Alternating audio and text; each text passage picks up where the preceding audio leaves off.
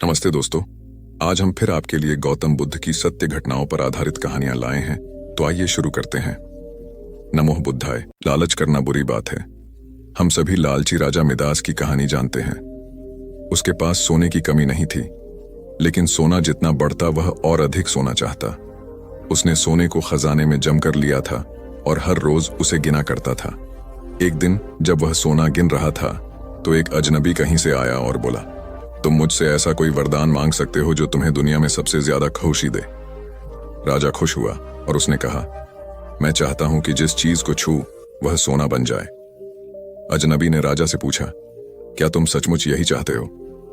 राजा ने कहा, हाँ। तो अजनबी बोला, कल सूरज की पहली किरण के साथ ही तुम्हें किसी चीज को छूकर सोना बना देने की ताकत मिल जाएगी। राजा ने सोचा कि वह सपना देख होगा, यह सच नहीं हो सकता। अगले दिन जब राजा नींद से उठा तो उसने अपना पलंग छुआ और वह सोना बन गया। वह वरदान सच था। राजा ने जिस चीज को छुआ वह सोना बन गई। उन्होंने खिड़की के बाहर देखा और अपनी नन्ही बच्ची को खेलते पाया। उसने अपनी बिटिया को यह अजूबा दिखाना चाहा और सोचा कि वह खुश होगी, लेकिन बगीचे में जाने से पहले उसने एक किताब पढ़ने की सोची। उसने जैसे ही उसे छुआ वह सोने की बन गई। वह किताब को पढ़ न सका। फिर वह नाश्ता करने बैठा। जैसे ही उसने फलों और पानी के गिलास को छुआ वे भी सोने के बन गए। उसकी भूख बढ़ने लगी और वह खुद से बोला, मैं सोने को खा और पी नहीं सकता। ठीक उसी समय उसकी बेटी दौड़ती हुई वहां आई और उसने उसे बाहों में भर लिया। वह सोने की मूर्ति बन गई। अब राजा के चेहरे से खुशी गायब हो गई। राजा सर पकड़कर रोने लगा। वह वरदान देने वाली अजनबी फिर आया और उसने राजा से पूछा कि क्या वह हर चीज को सोना बना देने की अपनी ताकत से खुश है। राजा ने बताया कि वह दुनिया के सबसे दुखी इंसान है। राजा ने उसे सारी बात बताई। अजनबी ने पूछा, अब तुम क्या पसंद करोगे, अपना भोजन और प्यारी बिटिया या सोने के ढेर और बिटिया की सोने की मूर्ति? राजा ने गिड़गिड़ाकर माफी मांगी और कहा, मैं अपना सारा सोना छोड़ दूंगा। मेहरबानी करके मेरी बेटी मुझे लौटा दो, क्योंकि उसके बिना मेरी हर चीज मूल्यहीन हो गई है। अजनबी ने राजा से कहा, तुम पहले से बुद्धिमान हो गए हो। और उसने अपने वरदान को वापस ले लिया। राजा को अपनी बेटी वापस फिर से मिल गई और उसे एक ऐसी सीख मिली जिसे वह जिंदगी भर नहीं भुला सका। एक छोटा बच्चा अपने मां से नाराज होकर चिल्लाने लगा, मैं तुमसे नफरत करता हूं। उसके बाद वह फटकारे जाने के डर से घर से भाग गया। वह पहाड़ियों के पास जाकर चीखने लगा, मैं तुमसे नफरत करता हूं, मैं तुमसे नफरत करता हूं। और वही आवाज गूंजी, मैं तुमसे नफरत करता हूं, मैं तुमसे नफरत करता हूं। उसने जिंदगी में पहली बार गूंज सुनी थी। वह डरकर बचाव के लिए मां के पास भागा और बोला, घाटी में एक बुरा बच्चा है जो चिल्लाता है, मैं तुमसे नफरत करता हूं, मैं तुमसे नफरत करता हूं। उसकी मां सारी बात समझ गई और उसने अपने बेटे से कहा कि वह पहाड़ी पर जाकर फिर से चिल्लाकर कहे, मैं तुम्हें प्यार करता हूं, मैं तुम्हें प्यार करता हूं। छोटा बच्चा वहां गया और चिल्लाया, मैं तुम्हें प्यार करता हूं, मैं तुम्हें प्यार करता हूं। और वही आवाज गूंजी। और इस तरह इस घटना से उस बच्चे को एक सीख मिली, हमारा जीवन एक गूंज की तरह है। हमें वही वापस मिलता है जो हम देते हैं। मुंह से निकले शब्द वापस नहीं लिए जा सकते। एक किसान ने अपने पड़ोसी की निंदा की। अपनी गलती का एहसास होने पर वह पादरी के पास क्षमा मांगने गया। पादरी ने उसको कहा कि वह पंखों से भरा एक थैला शहर के बीचों बीच बिखेर दे। किसान ने वही किया। फिर पादरी ने कहा कि जाओ और अब सभी पंख थैले में भर लाओ। किसान ने ऐसा करने की बहुत कोशिश की, मगर सारे पंख हवा से इधर उधर उड़ गए थे। जब वह खाली थैला लेकर लौटा तो पादरी ने कहा कि यही बात हमारे जीवन पर लागू होती है। तुमने बात तो आसानी से कह दी, लेकिन उसे वापस नहीं ले सकते, इसलिए शब्दों के चुनाव ज्यादा सावधानी बरतनी चाहिए। गलत सलाहकार। जरूरी नहीं है कि शिक्षित व्यक्ति सही फैसला करे। आइए इस कहानी के माध्यम से इस बात को समझते हैं। एक आदमी सड़क के किनारे समोसा बेचा करता था। अनपढ़ होने की वजह से वह अखबार नहीं पढ़ता था। ऊंचा सुनने की वजह से रेडियो नहीं सुनता था और आंखें कमजोर होने की वजह से उसने कभी टेलीविजन भी नहीं देखा था। इसके बावजूद वह काफी समोसे बेच लेता था। उसकी बिक्री और नफे में लगातार बढ़ोतरी होती गई। उसने और ज्यादा आलू खरीदना शुरू किया। साथ ही पहले वाले चूल्हे से बड़ा और बढ़िया चूल्हा खरीद कर ले आया। उसका व्यापार लगातार बढ़ रहा था। तभी हाल ही में कॉलेज से BA की डिग्री हासिल कर चुका उसका बेटा पिता का हाथ बटाने के लिए चला आया। उसके बाद एक अजीबोगरीब घटना घटी। बेटे ने उस आदमी से पूछा, पिताजी क्या आपको मालूम है कि हम लोग एक बड़ी मंदी का शिकार बनने वाले हैं? पिता ने जवाब दिया, नहीं, लेकिन मुझे उसके बारे में बताओ। बेटे ने कहा, अंतरराष्ट्रीय परिस्थितियां बड़ी गंभीर हैं। घरेलू हालात तो और भी बुरे हैं। हमें आने वाले बुरे हालत का सामना करने के लिए तैयार हो जाना चाहिए। उस आदमी ने सोचा कि बेटा कॉलेज जा चुका है, अखबार पढ़ता है और रेडियो सुनता है, इसलिए उसकी राय को हल्के ढंग से नहीं लेना चाहिए। दूसरे दिन से उसने आलू की खरीद कम कर दी और अपना साइन बोर्ड नीचे उतार दिया। उसका जोश खत्म हो चुका था। जल्दी ही उसी दुकान पर आने वालों की तादाद घटने लगी और उसकी बिक्री तेजी से गिरने लगी। पिता ने बेटे से कहा, तुम सही कह रहे थे, हम लोग मंदी के दौर से गुजर रहे हैं। मुझे खुशी है कि तुमने वक्त से पहले ही सचेत कर दिया। इस कहानी से हमें यह सीख मिलती है कि अपने सलाहकार सावधानी से चुनिए, लेकिन अमल अपने ही फैसला पर करिए। एक खरगोश अपना सामान उठाकर खुशी खुशी जा रहा था। उसे रास्ते में एक हिरण मिला। हिरण ने कहा, क्या बात है खरगोश मियां, बड़े खुश नजर आ रहे हो। मेरी शादी हो गई है, खरगोश बोला। बड़े भाग्यशाली हो भाई, हिरण ने कहा। शायद नहीं, क्योंकि मेरी शादी एक बहुत ही घमंडी खरगोशनी से कर दी गई है। उसने मुझसे बड़ा घर, ढेर सारे पैसे और कपड़े मांगे जो मेरे पास नहीं थे। खरगोश ने उत्तर दिया।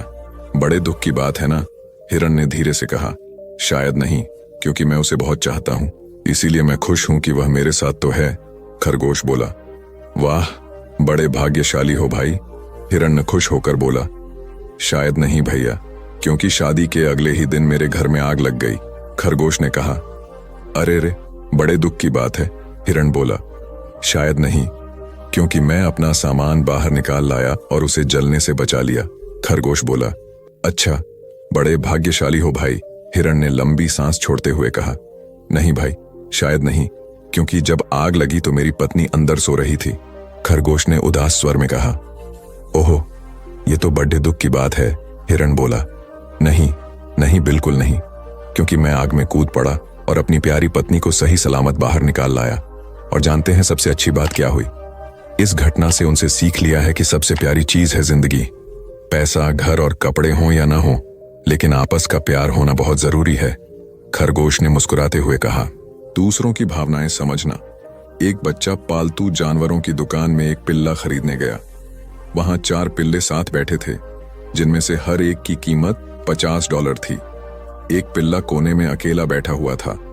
उस बच्चे ने जानना चाहा कि क्या वह उन्हीं बिकाऊ पिल्लों में से एक था और वह अकेला क्यों बैठा था। दुकानदार ने जवाब दिया कि वह उन्हीं में से एक है, मगर अपाहिज है और बिकाऊ नहीं है। बच्चे ने पूछा, उसमें क्या कमी है? दुकानदार ने बताया कि जन्म से ही इस पिल्ले की एक टांग बिल्कुल खराब है और उसके पूंछ के पास अंगों में भी खराबी है। बच्चे ने पूछा, आप इसके साथ क्या करेंगे? तो उसका जवाब था कि इसे हमेशा के लिए सुला दिया जाएगा। उस बच्चे ने दुकानदार ने पूछा कि क्या वह उस पिल्ले के साथ खेल सकता है? दुकानदार ने कहा, क्यों नहीं। बच्चे ने पिल्ले को गोद में उठा लिया और पिल्ला उसके कान को चाटने लगा। बच्चे ने उसी समय तय किया कि वह उसी पिल्ला को खरीदेगा। दुकानदार ने कहा, यह बिकाऊ नहीं है, मगर बच्चा जिद करने लगा। इस पर दुकानदार मान गया। बच्चे ने दुकानदार को $2 दिए और बाकी के $48 लेने अपनी मां के पास दौड़ा। अभी वह दरवाजे तक ही पहुंचा था कि दुकानदार ने जोर से कहा, मुझे समझ में नहीं आता कि तुम इस पिल्ले के लिए इतने डॉलर क्यों खर्च कर रहे हो, जबकि तुम इतने ही डॉलर में एक अच्छा पिल्ला खरीद सकते हो। बच्चे ने कुछ नहीं कहा। उसने अपने बाएं पैर से पैंट उठाई। उस पांव में उसने ब्रेस पहन रखी थी। दुकानदार ने कहा, मैं समझ गया, तुम इस पिल्ले को ले जा सकते हो। इसी को दूसरों की भावनाएं समझना कहते हैं। एक बुद्धिमान व्यक्ति। अक्सर चीजें हमें वैसी नहीं दिखती जैसी वे हैं, बल्कि वैसी दिखती हैं जैसे हम हैं। यह एक ऐसे बुद्धिमान व्यक्ति की कहानी है जो अपने गांव के बाहर बैठा हुआ था। एक यात्री उधर से गुजरा और उसने उस व्यक्ति से पूछा, इस गांव में किस तरह के लोग रहते हैं, क्योंकि मैं अपना गांव छोड़कर किसी और गांव में बसने की सोच रहा हूं। तब उस बुद्धिमान व्यक्ति ने पूछा, तुम जिस गांव को छोड़ना चाहते हो उस गांव में कैसे लोग रहते हैं? उस आदमी ने कहा, वे स्वार्थी, निर्दयी और रूखे हैं। बुद्धिमान व्यक्ति ने जवाब दिया, इस गांव में भी ऐसे ही लोग रहते हैं। कुछ समय बाद एक दूसरा यात्री वहां आया और उसने उस बुद्धिमान व्यक्ति से भी सवाल पूछा। बुद्धिमान व्यक्ति ने उससे भी पूछा, तुम जिस गांव को छोड़ना चाहते हो उस गांव में कैसे लोग रहते हैं?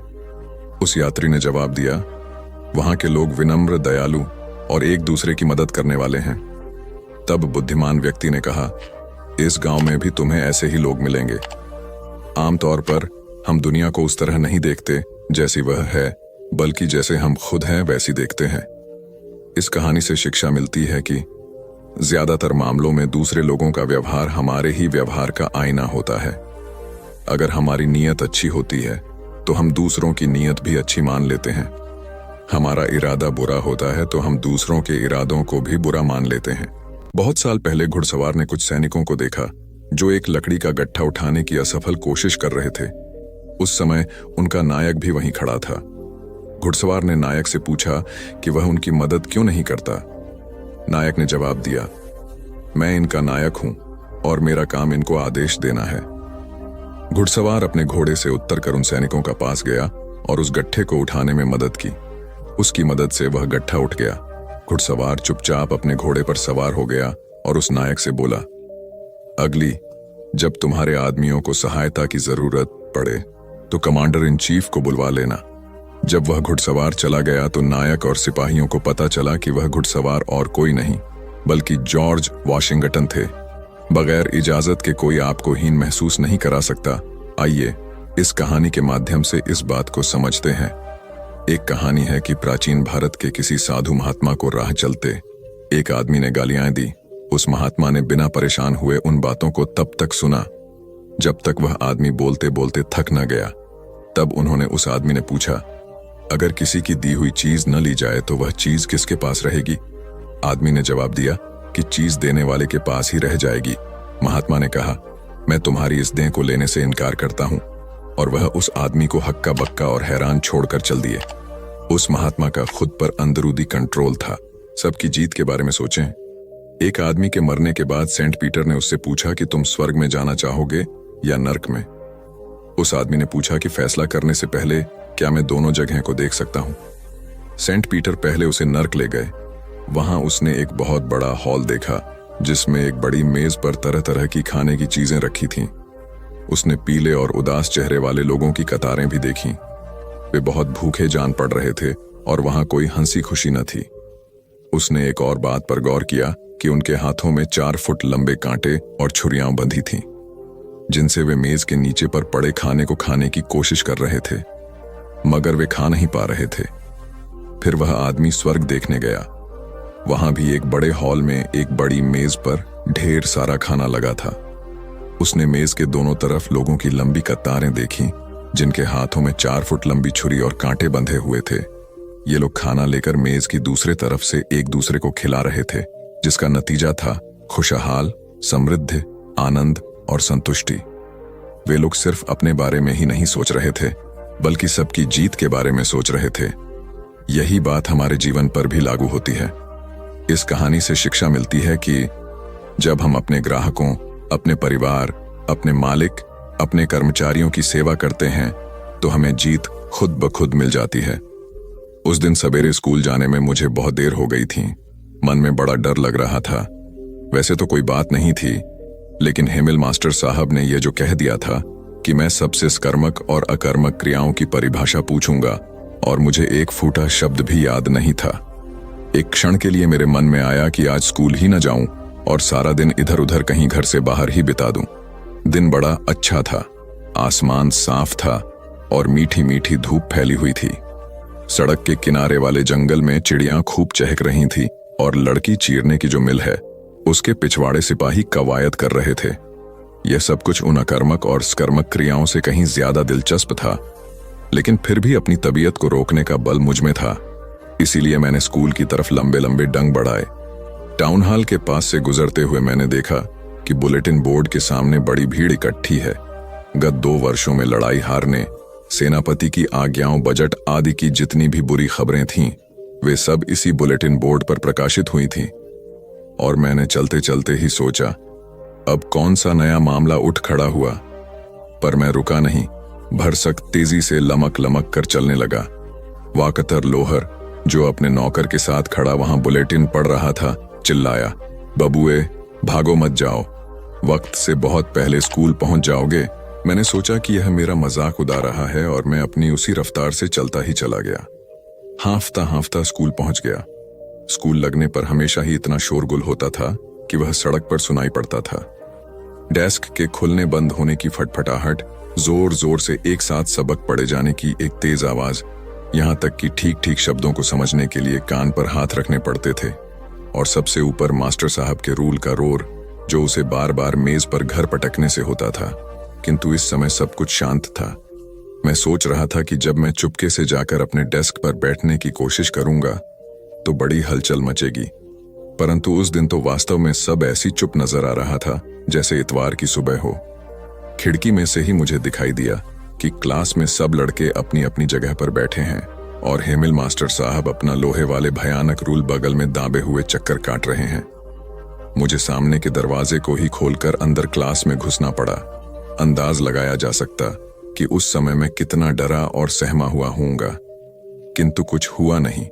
मास्टर साहब ने बड़ी मुलायमियत से कहा, बच्चू फैंस, जाकर जल्दी से अपनी जगह पर बैठ जाओ, हम तुम्हारे बिना ही पढ़ाई शुरू करने वाले थे।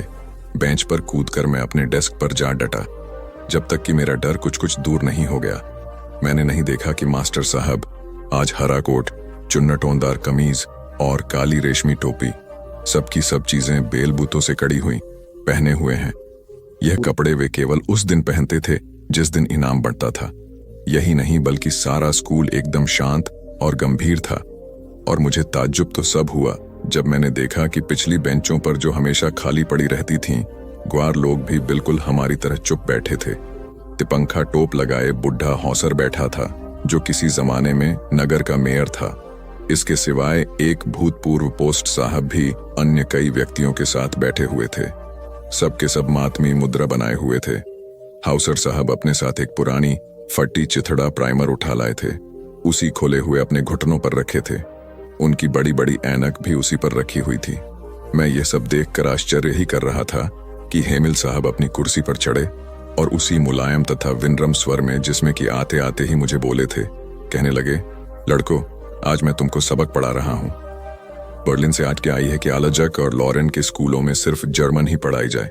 तुम्हारे लिए कल से कोई नए मास्टर साहब आ जाएंगे, इसलिए आज फ्रेंच का यह तुम्हारा आखिरी सबक है। खून ध्यान से पढ़ना। और यह शब्द मेरे कानों पर जैसे बिजली की तरह गिरे। अब समझ में आया कमबख्तों ने उस बुलेटिन बोर्ड पर क्या लिखा था। फ्रेंच का मेरा आखिरी सबक, आखिरी। और अभी तो मुझे अच्छी तरह लिखना भी नहीं आया है और यहीं सब खत्म है। मैं अब आगे नहीं पढ़ सकूंगा क्या? हाय हाय, मैंने अभी तक अपने सबक न याद करके कितना बुरा किया। बेकार ही चिड़ियों के अंडों की तलाश में घूमता रहा, बेकार ही अपना वक्त इधर उधर आवारागर्दी में खोया किया। वे किताबें जिनकी सूरत देखकर मुझे बुखार चढ़ता था, व्याकरण इतनी भारी थी कि ले जाने में आफत पड़ती थी, और वह महात्माओं की कहानियां आज सब मुझे पुराने दोस्तों की तरह लग रहा थी, जिनसे जुड़ा होना अब असंभव मालूम हो रहा था। हमें इसकी पूरी पूरी रक्षा करनी होगी, क्योंकि जब देश गुलाम हो जाता है तब उसकी स्वतंत्रता वापस लेने की केवल एक ही कुंजी शेष रह जाती है, और वह कुंजी है उसकी भाषा। प्रतंत्रता की जेल में बंद मनुष्य के लिए उसकी अपनी भाषा ही उसकी स्वतंत्रता दायक कुंजी है।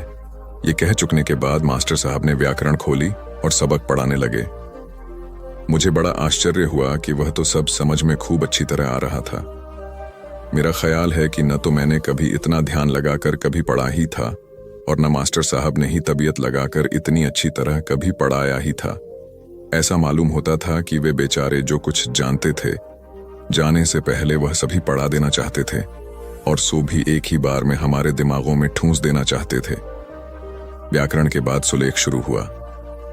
आज हेमिल साहब हम लोगों के लिए नई नई कापियां लाए थे, जिनमें बड़े ही खूबसूरत गोल गोल अक्षरों में लिखा हुआ था, आलजक, फ्रांस, अलजक। इतने बड़े बड़े शब्दों से लिखी इन कापियों के सफ़े क्लास भर में ऐसे लगते थे जैसे हर एक डेस्क पर झंडा फर रहा हो। और सब चुपचाप बैठे लिखने में तन्मय थे।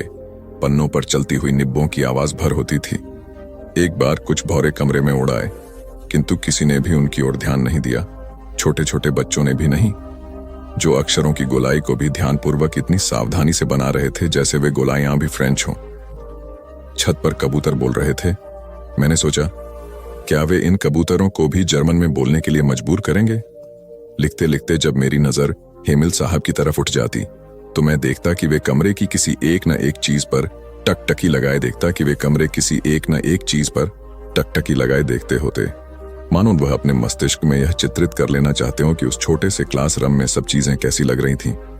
ख्याल कीजिए, 40 बरस से वे इसी कमरे में रहे हैं, इसी कमरे में जहां उनके सामने हमेशा उनकी क्लास बैठी रही है और जिसकी खिड़की से बाहर बगीचा चमकता रहा है।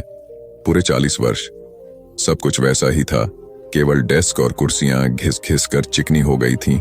बगीचे में वालंट का पेड़ बड़ा हो गया था और वह हाम्प बेल जो स्वयं उन्होंने अपने हाथों लगाई थी, खिड़कियों के सहारे बल खाती हुई छत पर जा पहुंची थी। उफ बेचारा गरीब, ये सब छोड़ते हुए उसके दिल में कितना दर्द उठ रहा होगा।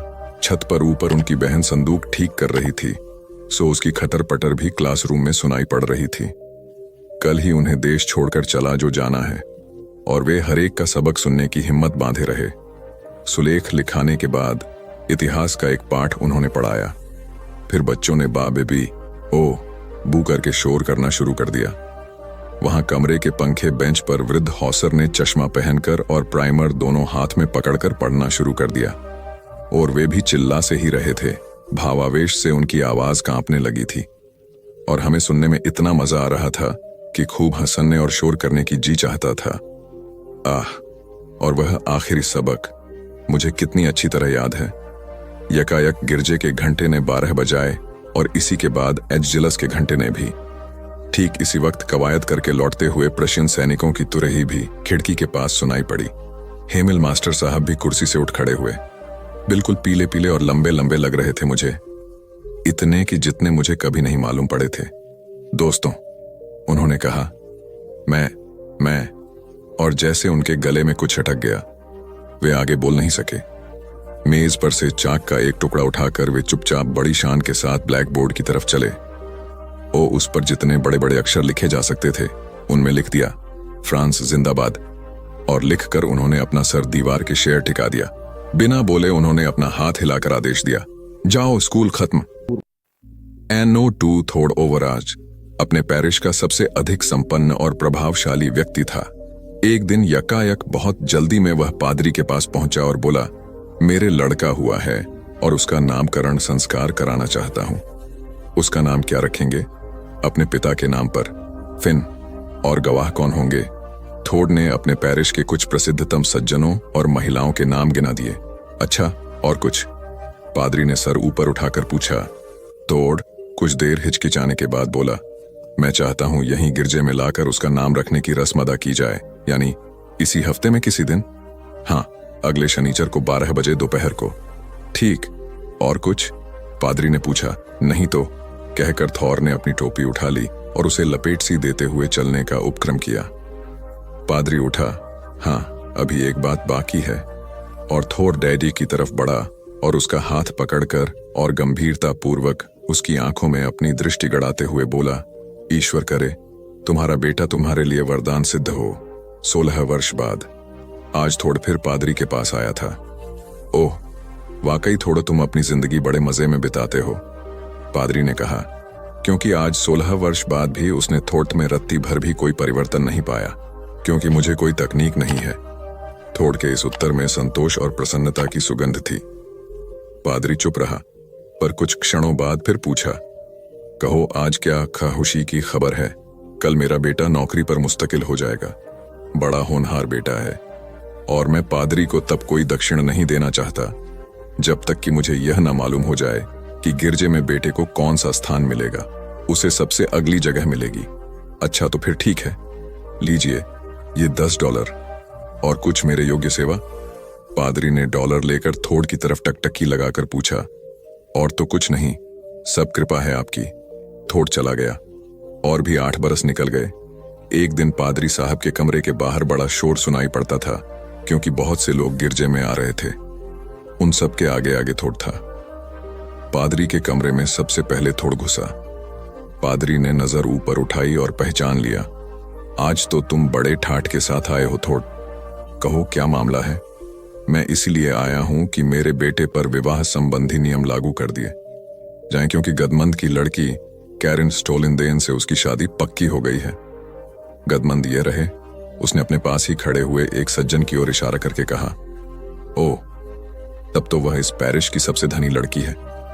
सुनता तो हूं, थोड़ ने हाथ से सिर के बाल ऊपर करते हुए कहा। कुछ देर तक पादरी चुप बैठा रहा, जैसे गहरे विचार में तल्लीन हो। फिर अपने रजिस्टर में बिना कुछ बोले उन लोगों के नाम लिख ली और वहां पर गदमंद और थोड़ ने $3 मेज कर दिए।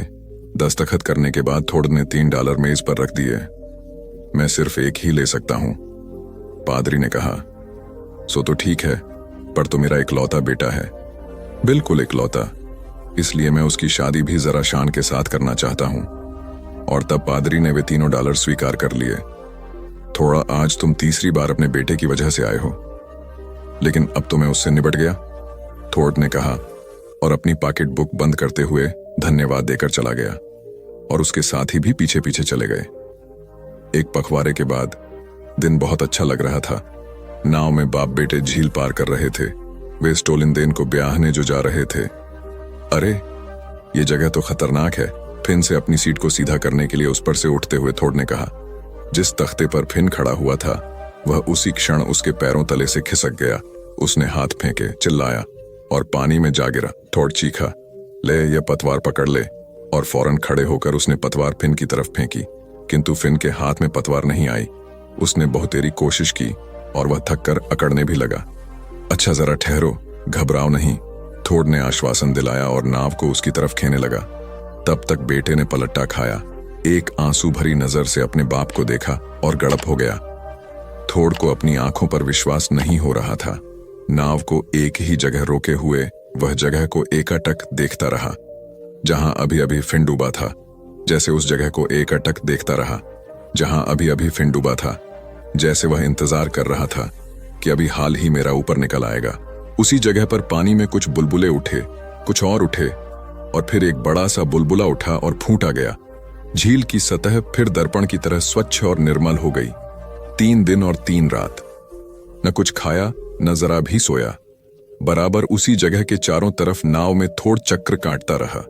बेटे की लाश तो अभी तक नहीं मिली थी उसे। तीसरी रात खत्म होते होते लाश ऊपर उतर आई। उसे गोद में लेकर वह पहाड़ी की ऊपर अपने बाग की तरफ चला। करीब करीब 1 साल बाद पतझड़ की वह शाम, कमरे के बाहर दालान में कुछ आहट सुनाई पड़ी, जैसे दरवाजे की कुंडी खटखटा सा रहा था। पादरी ने जाकर दरवाजा खोल दिया। कमर झुकी हुई, सफेद बाल, लंबा और दुबला एक आदमी कमरे में आ घुसा। पादरी उसे काफी देर तक गौर से देखता रहा, तब खिन जाकर उसे पहचान पाया। वह थोड़ ही था। इतनी देर में घर से निकले हो? पादरी ने पूछा और फिर मौन होकर निश्चल खड़ा रह गया। हाँ, देर तो हो गई, कहकर थोड़ कुर्सी पर बैठ गया। पादरी भी बैठ गया और जैसे कुछ प्रतीक्षा करने लगा। समय बीतता जा रहा था और बहुत सारा बीत गया, पर दोनों के दोनों चुप रहे। आखिरकार थोड़ ने चुप तोड़ी। मैं गरीबों को कुछ देना चाहता हूं, जिससे कि मेरे बेटे का नाम चलता रहे। यह कहकर वह उठा और कुछ $, मेज पर रख दिए और फिर बैठ गया। पादरी ने $, गिने। यह तो बहुत अधिक धन है, पादरी बोला। यह मेरे बाघे की आधी कीमत है, आज ही मैंने बेंच कर चुका हूं। फिर बहुत देर तक मौन बैठे रहने के बाद पादरी ने बड़ी विनम्रता पूर्वक कहा, तो फिर अब क्या करने का इरादा है? कुछ भलाई का काम। थोड़ी देर तक दोनों फिर चुप बैठे रहे। थोड़ की आंखें जमीन की तरफ झुक हुई थीं और पाडर की आंखें थोड़ की आंखें की तरफ। फिर शांत और धीमे स्वर में पादरी ने कहा, मैं सोचता हूं कि अब वास्तव में तुम्हारा बेटा तुम्हारे लिए वरदान बन गया। हाँ, मैं भी ये सोचता हूं। थोड़ा ने झुकी पलकें उठाकर कहा, और 2 बड़े बड़े आंसू सूखे झुर्रियोंदार गालों पर बह चले। किसी गांव में एक बूढ़ा व्यक्ति अपने बेटे और बहू के साथ रहता था। परिवार सुखी संपन्न था, किसी तरह की कोई परेशानी नहीं थी। बूढ़ा बाप, जो किसी समय अच्छा खासा नौजवान था, आज बुढ़ापे से हार गया था। चलते समय लड़खड़ाता था, लाठी की जरूरत पड़ने लगी। चेहरा झुर्रियों से भर चुका था, बस अपना जीवन किसी तरह व्यतीत कर रहा था। घर में एक चीज अच्छी थी कि शाम को खाना खाते समय पूरा परिवार एक साथ टेबल पर बैठकर खाना खाता था। एक दिन ऐसे ही शाम को जब सारे लोग खाना खाने बैठे, बेटा ऑफिस से आया था, भूख ज्यादा थी सो जल्दी से खाना खाने बैठ गया और साथ में बहू और उसका एक बेटा भी खाने लगे। बूढ़े हाथ जैसे ही थाली उठाने को हुए, थाली हाथ से छिटक गई, थोड़ी दाल टेबल पे गिर गई। बहू बेटे ने घृणा दृष्टि से पिता की ओर देखा और फिर से अपना खाने में लग गए। बूढ़े पिता ने जैसे ही अपने हिलते हाथों से खाना खाना शुरू किया तो खाना कभी कपड़ों पे गिरता, कभी जमीन पर। बहू चिढ़ते हुए कहा, हे राम, कितनी गंदी तरह से खाते हैं, मन करता है इनकी थाली किसी अलग कोने में लगवा देते हैं। बेटे ने भी ऐसे सिर हिलाया जैसे पत्नी की बात से सहमत हो। उनका बेटा यह सब मासूमियत से देख रहा था। अगले दिन पिता की थाली उस टेबल से हटाकर एक कोने में लगवा दी गई। पिता की डबडबाती आंखें सब कुछ देखते हुए भी कुछ बोल नहीं पा रही थीं। बूढ़ा पिता रोज की तरह खाना खाने लगा। खाना कभी इधर गिरता, कभी उधर। छोटा बच्चा अपना खाना छोड़कर लगातार अपने दादा की तरफ देख रहा था। मां ने पूछा, क्या हुआ बेटे, तुम दादाजी की तरफ क्या देख रहे हो और खाना क्यों नहीं खा रहे?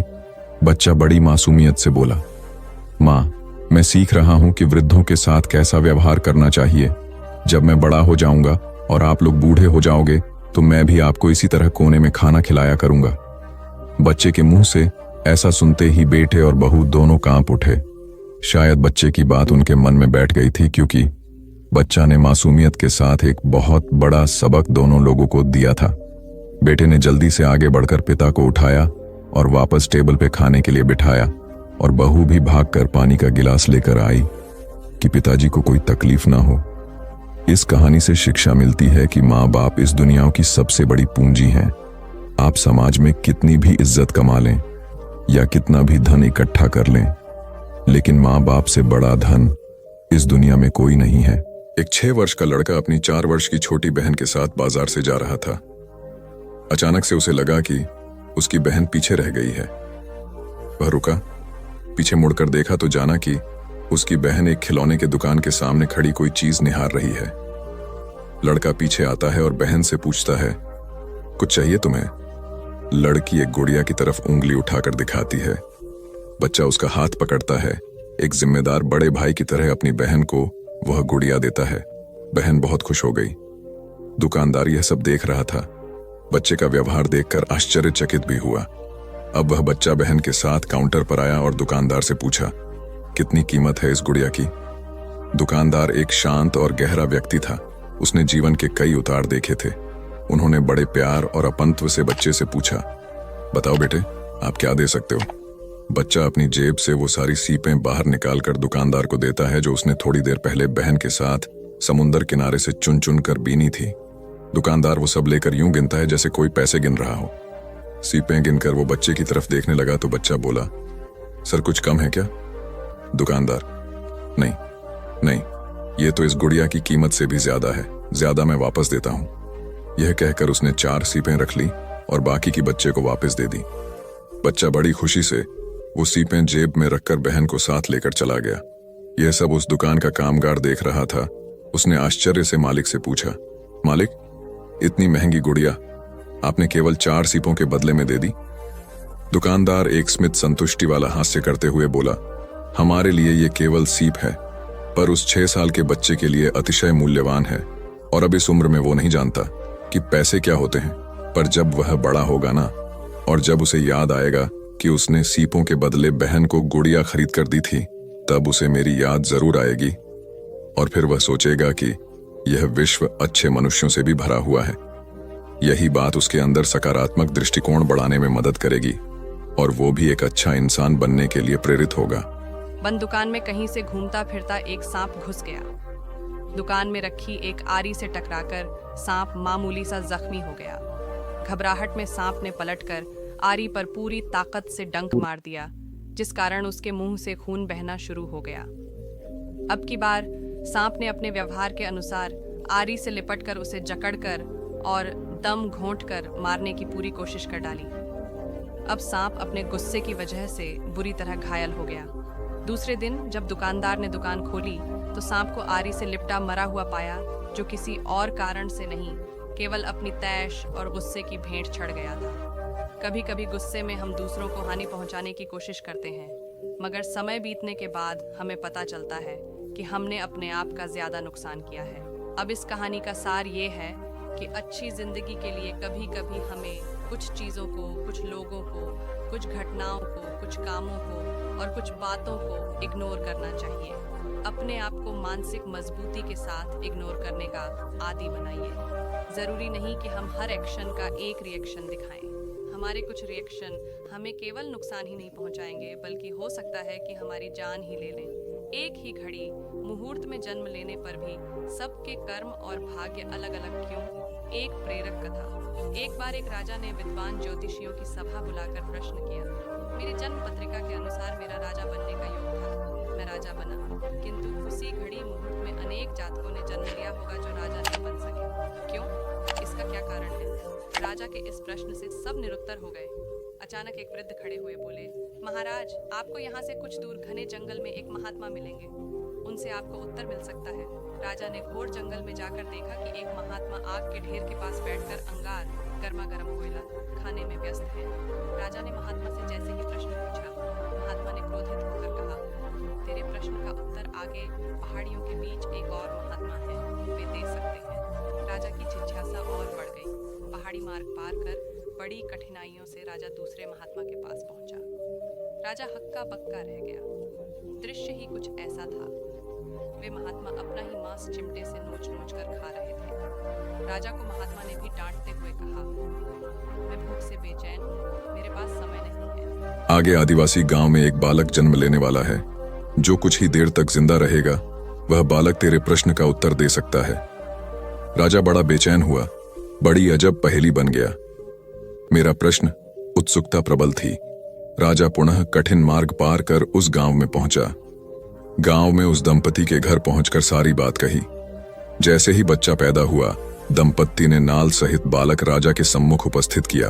राजा को देखते ही बालक हंसते हुए बोलने लगा, राजन, मेरे पास भी समय नहीं है, किंतु अपना उत्तर सुन लो। तुम, मैं और दोनों महात्मा 7 जन्म पहले चारों भाई राजकुमार थे। एक बार शिकार खेलते खेलते हम जंगल में 3 दिन तक भूखे प्यासे भटकते रहे। अचानक हम चारों भाइयों को आटे की एक पोटली मिली। हमने उसकी 4 बाटी सेंकी। अपनी अपनी बाटी लेकर खाने बैठे ही थे कि भूख प्यास से तड़पते हुए एक महात्मा वहां आ गए। अंगार खाने वाले भैया से उन्होंने कहा, बेटा, मैं 10 दिन से भूखा हूं, अपनी बाटी में से मुझे भी कुछ दे दो, मुझ पर दया करो, जिससे मेरा भी जीवन बच जाए। इतना सुनते ही भैया गुस्से से भड़क उठे और बोले, तुम्हें दे दूंगा तो मैं क्या खाऊंगा आग, चलो भागो यहां से। वे महात्मा फिर मांस खाने वाले भैया के निकट आए। उनसे भी अपनी बात कही, किंतु उन भैया ने भी महात्मा से गुस्से में आकर कहा कि बड़ी मुश्किल से प्राप्त ये बाटी तुम्हें दे दूंगा तो क्या मैं अपना मांस नोच कर खाऊंगा। भूख से लाचार वे महात्मा मेरे पास भी आए, मुझसे भी बाटी मांगी, किंतु मैंने भी भूख में धैर्य खोकर कह दिया कि चलो आगे बढ़ो, मैं क्या भूखा मरुएन। अंतिम आशा लिए वो महात्मा, हे राजन, आपके पास भी आए दया की याचना की। दया करते हुए खुशी से आपने अपनी बाटी में से आधी बाटी आदर सहित उन महात्मा को दे दी। बाटी पाकर महात्मा बड़े खुश हुए और बोले, तुम्हारा भविष्य तुम्हारे कर्म और व्यवहार से फलेगा। बालक ने कहा, इस प्रकार उस घटना के आधार पर हम अपना अपना भोग रहे हैं। और वो बालक मर गया। धरती पर एक समय में अनेकों फल फूल खिलते हैं, किंतु सबके रूप, गुण, आकार, प्रकार, स्वाद भिन्न होते हैं। राजा ने माना कि शास्त्र भी 3 प्रकार के हैं, ज्योतिष शास्त्र, कर्तव्य शास्त्र और व्यवहार शास्त्र। जातक सब अपना किया दिया लिया ही पाते हैं। यही है जीवन। गलत पासवर्ड से एक छोटा सा मोबाइल नहीं खुलता, तो सोचिए गलत कर्मों से जन्नत के दरवाजे कैसे खुलेंगे। एक बार की बात है, किसी जंगल में एक कौवा रहता था। वो बहुत ही खुश था, क्योंकि उसकी ज्यादा इच्छाएं नहीं थीं। वह अपनी जिंदगी से संतुष्ट था।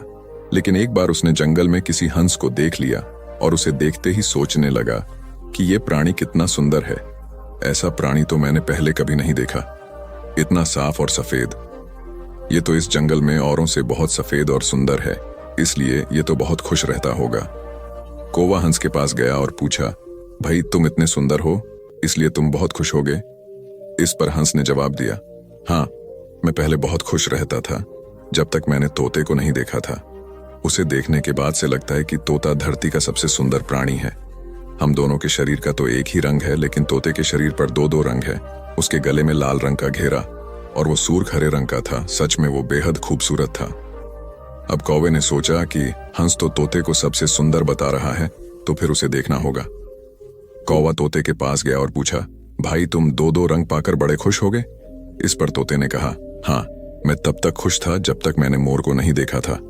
मेरे पास तो दो ही रंग हैं, लेकिन मोर के शरीर पर तो कई तरह के रंग हैं। अब कौवे ने सोचा, सबसे ज्यादा खुश कौन है ये तो मैं पता करके ही रहूंगा, इसलिए अब मोर से मिलना ही पड़ेगा। कौवे ने मोर को जंगल में ढूंढा, लेकिन उसे पूरे जंगल में एक भी मोर नहीं मिला। और मोर को ढूंढते ढूंढते वह चिड़ियाघर में पहुंच गया तो देखा मोर को देखने बहुत से लोग आए हुए हैं और उसके आसपास अच्छी खासी भीड़ है। सब लोगों के जाने के बाद कौवे ने मोर से पूछा, भाई तुम दुनिया के सबसे सुंदर जीव हो और रंग बिरंगे हो। तुम्हारे साथ लोग फोटो खिंचवा रहे थे। तुम्हें तो बहुत अच्छा लगता होगा और तुम तो दुनिया के सबसे खुश जीव होगे। इस पर मोर ने दुखी होते हुए कहा, भाई अगर सुंदर हूं तो भी क्या फर्क पड़ता है? मुझे लोग इस चिड़ियाघर में कैद करके रखते हैं, लेकिन तुम्हें तो कोई चिड़िया घर में कैद करके नहीं रखता और तुम जहां चाहो अपनी मर्जी से घूम फिर सकते हो। इसलिए दुनिया के सबसे संतुष्ट और खुश जीव तो तुम्हें होना चाहिए, क्योंकि तुम आजाद रहते हो। कौवा हैरान रह गया, क्योंकि उसके जीवन की अहमियत कोई दूसरा बता गया। दोस्तों, ऐसा ही हम लोग भी करते हैं। हम अपनी खुशियों और गुणों की तुलना दूसरों से करते हैं, ऐसे लोगों से जिनका रहन सहन का माहौल हमसे बिल्कुल अलग होता है। हमारी जिंदगी में बहुत सारी ऐसी चीजें होती हैं जो केवल हमारे पास हैं, लेकिन हम उसकी अहमियत समझकर खुश नहीं होते। लेकिन दूसरों की छोटी खुशी भी हमें बड़ी लगती है, जबकि हम अपनी बड़ी खुशियों को इग्नोर कर देते हैं। एक समय की बात है, एक गांव में एक ब्राह्मण रहता था। एक बार किसी परिवार ने उसे अपने यहाँ ब्राह्मण भोज पर बुलाया और दान में उसे एक बकरा दिया। बकरे को पाकर वो बड़ा खुश हुआ और खुशी से अपने घर जाने लगा। रास्ता लंबा और सुनसान था। रास्ते में ब्राह्मण के कंधे पर बकरे को देखकर तीन ठग के मन में उस बकरे को चुराने का विचार आया। तीनों ने उसे हथियाने की योजना बना ली। तीनों अलग अलग हो गए। ब्राह्मण के पास से गुजरते हुए एक ठग ने उनसे कहा, क्या पंडित जी, एक ब्राह्मण होकर एक कुत्ते को अपने कंधों पर उठा रखा है आपने? ब्राह्मण ने कहा, अंधे हो क्या? कुछ भी अनाप शनाप बोल रहे हो। तुम्हें दिखाई नहीं देता ये कुत्ता नहीं बकरा है। इस पर ठग ने कहा, मेरे काम था आपको बताना, आगे आपकी मर्जी। थोड़ी दूर चलने के बाद ब्राह्मण को दूसरा ठग मिला। उसने ब्राह्मण से कहा, पंडित जी, क्या आप नहीं जानते उच्च कुल के लोगों को अपने कंधों पर कुत्ता नहीं लादना चाहिए? ब्राह्मण ने उसे भी झिड़का दिया और आगे बढ़ गया। थोड़ी और दूर आगे जाने के बाद ब्राह्मण को तीसरा ठग मिला और उसने पूछा, पंडित जी, इस कुत्ते को पीठ पर लाद के जाने का क्या कारण है? इस बार ब्राह्मण के मन में शक आया कि कहीं उसकी ही आंखें तो धोखा नहीं खा रही हैं। इतने लोग तो झूठ नहीं बोल सकते। और उसने रास्ते में थोड़ा आगे जाकर बकरे को अपने कंधे से उतार दिया और अपने घर की ओर आगे बढ़ गया। उसके आगे जाते ही तीनों ठग बकरे को वहां से उठा ले गए और उसे मारकर उसकी दावत खाई। तो दोस्तों, इस कहानी से यह सीख मिलती है कि कई बार झूठ को भी मेजॉरिटी में बोलने पर वह सच जैसा मालूम पड़ता है और लोग धोखे का शिकार हो जाते हैं। मांगो मत, ऊपर वाले को अपने हिसाब से देने दो। किसी राज्य में एक राजा रहता था। राजा अक्सर गांव-गांव जाकर प्रजा और लोगों की समस्याओं को सुनता था और उनमें सुधार की पूरी कोशिश करता था। उसकी कर्तव्य निष्ठा के चर्चे दूर देशों तक फैले हुए थे। ऐसे ही एक बार राजा किसी गांव में प्रजा की समस्याओं को जानने के लिए भ्रमण पर निकले हुए थे। उसी दौरान राजा के कुर्ते का एक बटन टूट गया। राजा ने तुरंत मंत्री को बुलाया और आदेश दिया कि जाओ, इस गांव में से ही किसी अच्छे से दर्जी को बुला लाओ जो मेरे कुर्ते का बटन लगा दे। तुरंत पूरे गांव में अच्छे दर्जी की खोज शुरू हो गई। संयोग से उस गांव में एक ही दर्जी था जिसकी गांव में ही एक छोटी सी दुकान थी। दर्जी को राजा के पास लाया गया। राजा के कहा, मेरे कुर्ते का बटन सील सकते हो? दर्जी के कहा, जी हुजूर, ये कौन सा मुश्किल काम है। दर्जी ने तुरंत अपने थैले से धागा निकाला और राजा के कुर्ते का बटन लगा दिया। राजा ने खुश होकर दर्जी से कहा, बताओ तुम्हें इस काम के कितने पैसे दूं? दर्जी ने कहा, महाराज ये तो बहुत ही छोटा सा काम था, इसके मैं आपसे पैसे नहीं ले सकता। राजा ने फिर कहा, नहीं तुम मांगो तो सही, हम तुम्हें इस काम की कीमत जरूर देंगे।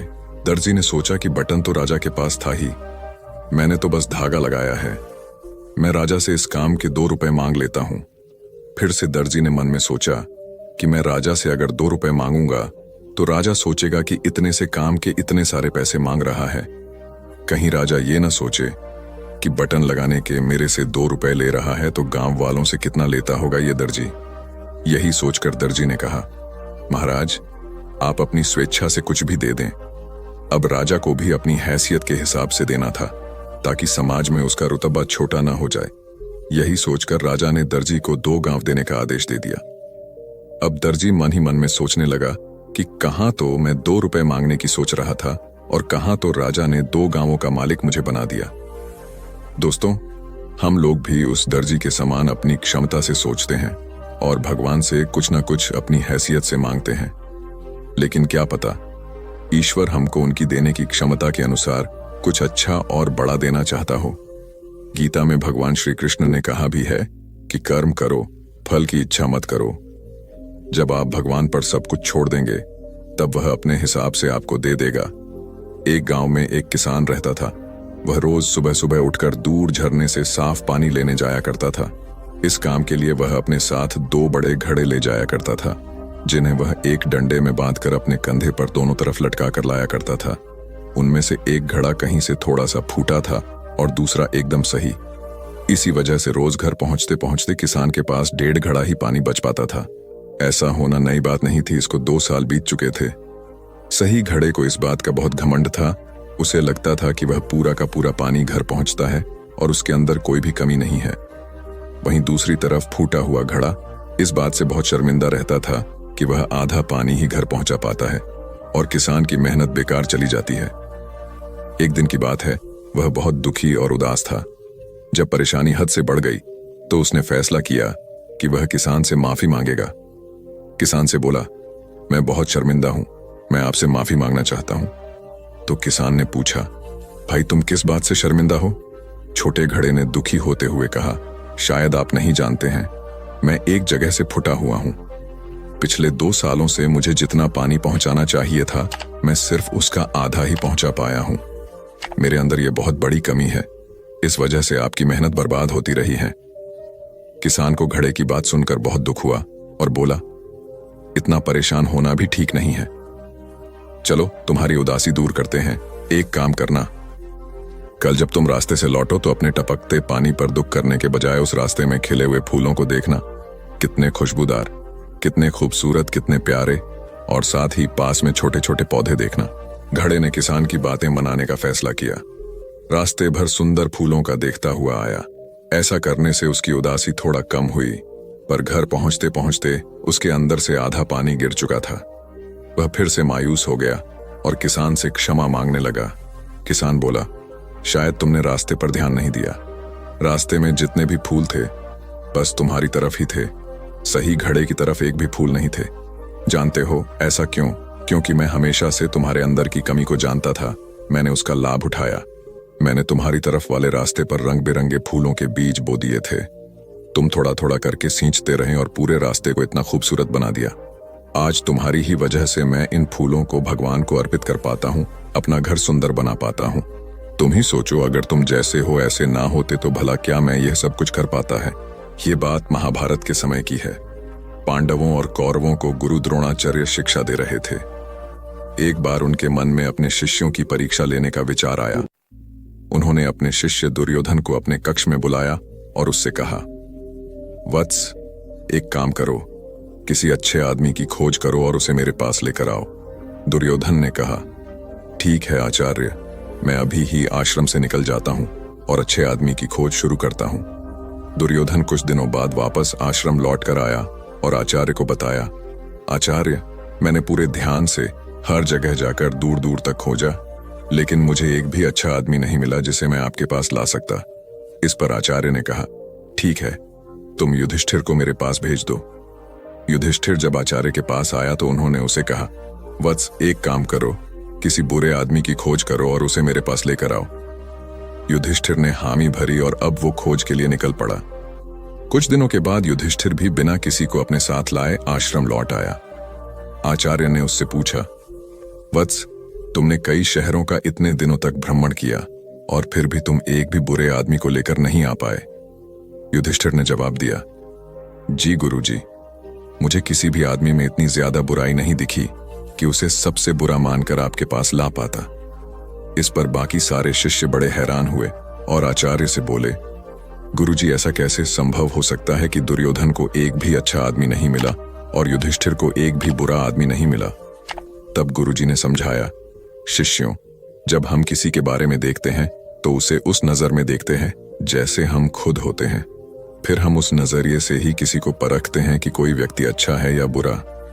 युधिष्ठिर को कोई भी बुरा व्यक्ति नजर नहीं आया क्योंकि वो स्वयं अच्छा है, तो उसे बाकी सब भी अच्छे लगे और कोई बुरा नहीं लगा।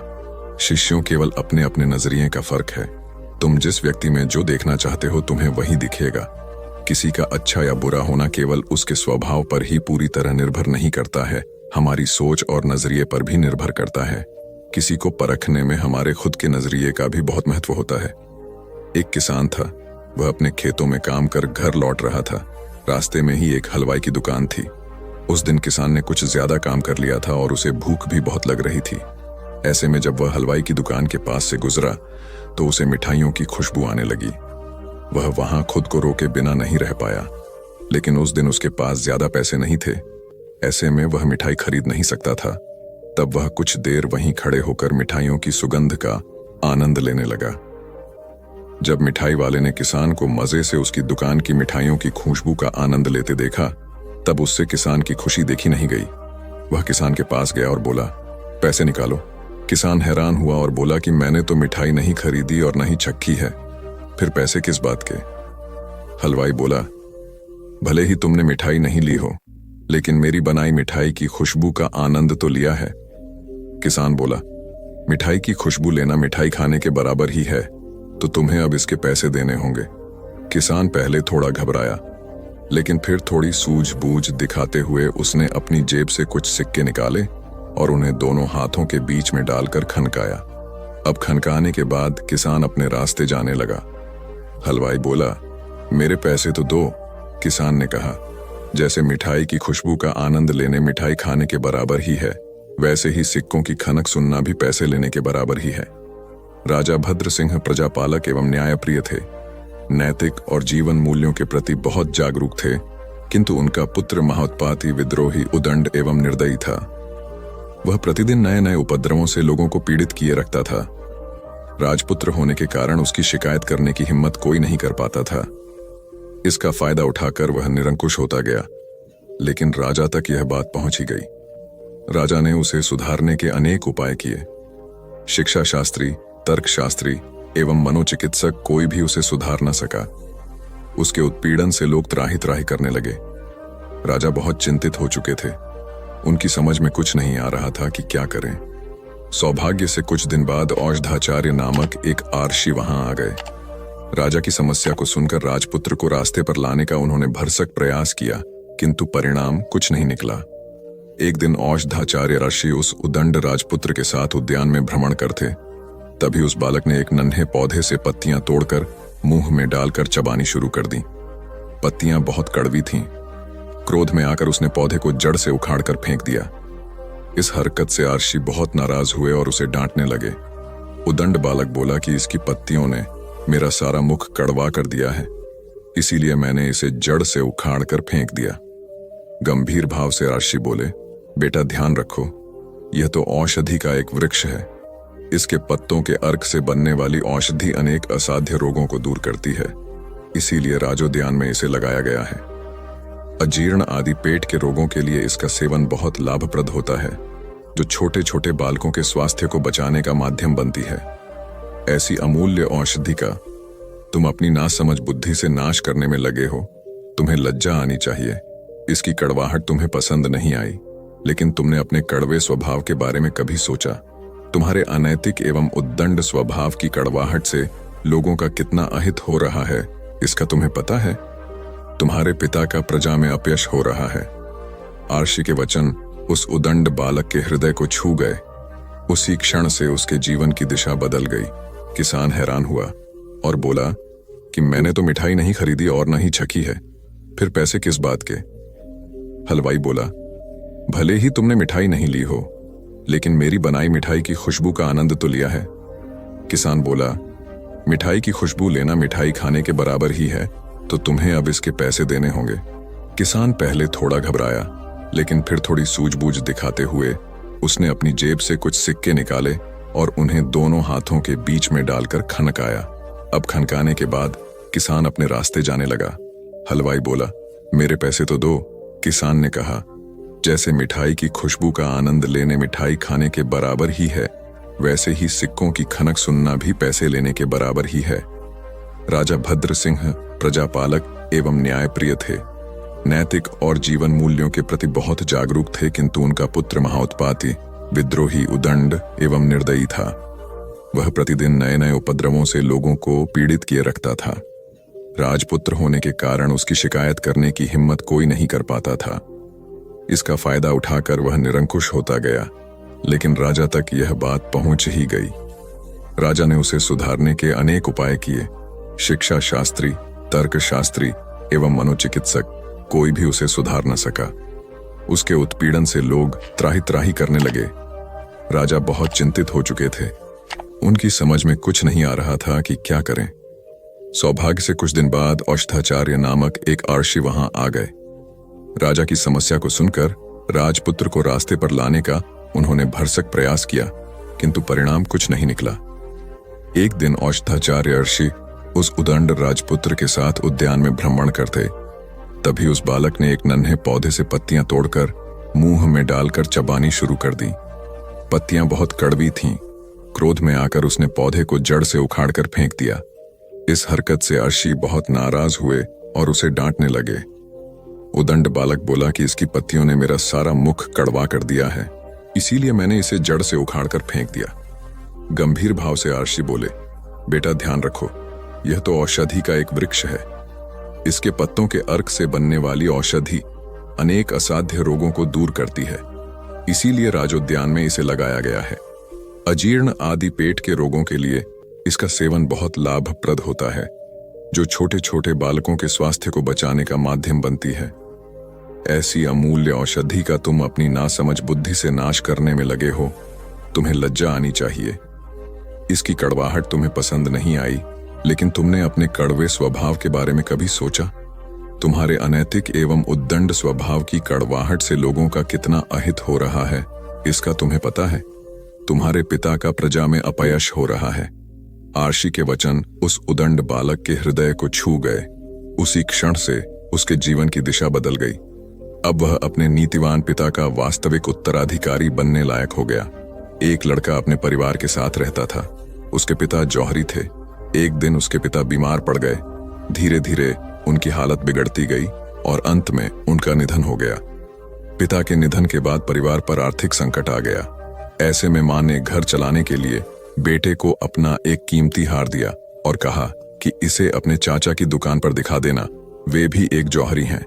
इसे बेचकर जो पैसे मिलेंगे वह ले आना। लड़के ने अपने चाचा को जब यह हार दिखाया तो चाचा ने हार को अच्छे से देखा और कहा कि अभी बाजार बहुत मंदा है, इसे थोड़ा रुककर बेचना तो अच्छे दाम मिल जाएंगे। फिलहाल तो तुम मेरी दुकान पर नौकरी कर लो, वैसे भी मुझे एक भरोसेमंद लड़के की जरूरत है। लड्ढका अगले दिन से दुकान का काम सीखने लगा। वहां उसे हीरों व रत्नों की परख का काम सिखाया गया। अब उस लड़के के घर में आर्थिक समस्या नहीं रही। धीरे धीरे रत्नों की परख में उसका यश दूर दराज के शहरों तक फैलने लगा। दूर दूर से लोग उसके पास अपने गहनों की परख करवाने आने लगे। एक बार उसके चाचा ने उसे बुलाया और कहा कि जो हार तुम बेचना चाहते थे उसे अब ले आओ। लड़के ने घर जाकर मां का हार जैसे ही हाथ में लेकर गौर से देखा तो पाया कि वह हार तो नकली है। वह तुरंत दौड़कर चाचा के पास पहुंचा और उनसे पूछा कि आपने मुझे तभी सच क्यों नहीं बताया जब मैं इस हार को बेचने आया था। इस पर चाचा ने कहा कि अगर मैं तुम्हें उस समय सच बताता तो तुम्हें लगता कि संकट की घड़ी में चाचा भी तुम्हारे कीमती हार को नकली बता रहे हैं। और तुम्हें मुझ पर यकीन नहीं होता। लेकिन आज जब तुम्हें खुद ही गहनों को परखने का ज्ञान हो गया है, तो अब तुम खुद असली नकली की पहचान कर सकते हो। दोस्तों, कभी सोचा है कि कई बार हमारी जिंदगी में भी ऐसा ही होता है, जब कम ज्ञान और गलत धारणाओं के कारण हम सही चीज को भी गलत मान लेते हैं। कई बातों पर भरोसा ही नहीं कर पाते कि वे सही भी हो सकती हैं। उम्र और समय के साथ जब हमें ज्ञान हो जाता है, तब हमें एहसास होता है कि उस वक्त हम कितना गलत थे। एक दिन जंगल में चीनू बंदर को एक मोबाइल फोन मिला। वह उसे पाकर बहुत खुश हुआ। उसने मोबाइल से अपनी सेल्फी लेने की बात सोची। उसने नाक व मुंह टेढ़ा करते हुए अपनी कई सेल्फी ली। फिर उसने अपने दोस्तों को दिखाई। सबने उसकी सेल्फी की खूब प्रशंसा की। चीनू का उत्साह और बढ़ गया। अब वह हर रोज जंगल के अलग अलग स्थानों पर निकल जाता और नए नए अंदाज में सेल्फी लेने का प्रयास करता। उसके दोस्त उसकी सेल्फी की खूब तारीफ करते, जिससे चीनू खुशी से फूल जाता। चीनू की मां को उसकी यह नई आदत बिल्कुल भी पसंद न थी। एक दिन जब वह जंगल से घर लौटा तो उसकी मां ने कहा, देखो चीनू, तुम्हारा यह रोज रोज जंगल के खतरनाक जगहों पर जाकर सेल्फी लेना ठीक नहीं है। कभी कोई चूक हो गई तो? अरे नहीं मां, मैं कोई बच्चा थोड़े ना हूं, अब मैं बड़ा हो गया हूं। चीनू ने अपनी मां की बात काट कर कहा, मुझे अपनी रक्षा करना अच्छी तरह आता है। चीनू पर मां की बात का जरा भी असर न पड़ा। उसने मां की बात एक कान से सुनकर दूसरे कान से निकाल दी। चीनू के ऊपर सेल्फी का भूत सवार हो गया था। उस पर दोस्तों की मिल रही वाहवाही आग में घी का काम कर रही थी। हर रोज एक से बढ़कर एक सेल्फी लेना अब उसका शौक बन गया था। वह कभी किसी पेड़ पर चढ़कर तो कभी जंगल के किसी पहाड़ या नदी के पास जाकर सेल्फी लेता रहता था। कभी कभी तो किसी हाथी या फिर जिराफ की पीठ पर सवार होकर भी सेल्फी लेने लगता था। धीरे धीरे उसे सेल्फी की लत लग गई। चीनू खुद को जंगल का सबसे बड़ा सेल्फीबाज सिद्ध करने में लगा रहा। एक दिन चीनू ने जंगल के सबसे बड़े पेड़ की सबसे ऊंची डाल पर चढ़कर सेल्फी लेने का प्लान किया। पेड़ की उस डाल से सारा जंगल चारों ओर दूर दूर तक दिखाई देता था। चीनू इस अनोखे दृश्य के साथ अपनी सेल्फी में लेने के लिए पेड़ पर चढ़ गया। पेड़ की सबसे ऊंची डाल पर पहुंचकर चीनू ने अपने आगे के एक पैर से मोबाइल को पकड़ा और दूसरे से पेड़ की डाल पकड़ी। उसके बाद डाल से हवा में लटकते हुए उसने सेल्फी लेनी शुरू की। वह अलग अलग पोज में सेल्फी लेने में खोया हुआ था कि छर्र छर्र की आवाज आई, पर चीनू का ध्यान आवाज की ओर नहीं गया। वह सेल्फी लेने में पूरी तरह खोया रहा।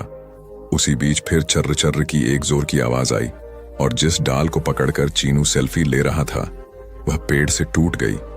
चीनू पेड़ की डाल पकड़े हुए अन्य डालों से टकराता हुआ ऊपर से नीचे धम से जमीन पर आ गिरा। जमीन पर गिरते ही वह जोर से चीखा, आह, मर गया। उसकी चीख सुनकर आसपास के जानवर दौड़कर उसके पास आए। सबने देखा चीनू जमीन पर पड़ा दर्द से कराह रहा है। वे उसे उठाकर तुरंत जंगल के डॉक्टर भालूराम के पास ले गए। भालूराम ने चीनू का निरीक्षण कर बताया कि उसे गहरी चोट लगी है और उसके आगे व पीछे के पैरों में फ्रैक्चर हो गया है। उसे अब काफी समय तक आराम करना पड़ेगा। इसी बीच चीनू की मां भी चिंपांजी से खबर पाकर वहां आ गई थी। वह डॉक्टर भालूराम की बात सुनकर फूट फूट कर रो पड़ी। बोली, मैंने कितनी बार चीनू को समझाया था कि सेल्फी के चक्कर में मत पड़ो, लेकिन उसने मेरी एक भी बात न मानी और अपनी मनमानी करता रहा। आज सेल्फी की लत ने उसकी ऐसी दुर्दशा कर दी। चीनू को डॉक्टर भालूराम की दवा से थोड़ा आराम मिल गया था। वह अपने पास बैठी अपनी मां को रोते बिलखते देख रहा था। आज उसे अपनी मां की समझ आई एक एक बात याद आ रही थी। उसे अपनी मां की बात न मानने पर बहुत पछतावा हो रहा था। वह दर्द से कराहते हुए बोला, मां, मुझे माफ कर दो। आपकी बात न मानकर मैंने बहुत बड़ी भूल की है। अब मैं आपको यह वचन देता हूं कि मोबाइल को कभी भी हाथ नहीं लगाऊंगा और न ही उससे कभी सेल्फी लूंगा। मैं अपनी यह सेल्फी की लत को भी हमेशा के लिए छोड़ दूंगा। चीनू को अपनी भूल का एहसास होते देखकर उसकी मां उसे अपने गले लगाकर बोली, बेटा, इसमें मोबाइल का कोई दोष नहीं है, बल्कि दोष तुम्हारा है। तुमने अपनी जान जोखिम में डालकर सेल्फी ली थी, जिससे तुम्हारे साथ इतनी बड़ी दुर्घटना हुई। अगर तुम सही और सुरक्षित तरीके से सेल्फी लेते तो इस हादसे का शिकार होने से बच जाते। चीनू ने मां की बात को गांठ बांध लिया, साथ ही सेल्फी की लत को भी छोड़ देने का संकल्प कर लिया। चीनू के पास खड़े उसके सभी दोस्तों ने भी इस घटना से सबक लेकर अब कभी भी अपनी जान जोखिम में डालकर सेल्फी न लेने का फैसला कर लिया। एक युवती बगीचे में बहुत गुस्से में बैठी थी। पास ही एक बुजुर्ग बैठे थे। उन्होंने उस परेशान युवती से पूछा, क्या हुआ बेटी, क्यों इतना परेशान हो? युवती ने गुस्से में अपने पति की गलतियों के बारे में बताया।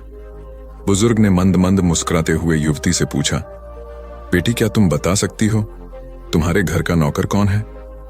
युवती ने हैरानी से पूछा, क्या मतलब? बुजुर्ग ने कहा, तुम्हारे घर की सारी जरूरतों का ध्यान रखकर उनको पूरा कौन करता है? युवती, मेरे पति। बुजुर्ग ने पूछा, तुम्हारे खाने पीने की और पहनने ओढ़ने की जरूरतों को कौन पूरा करता है?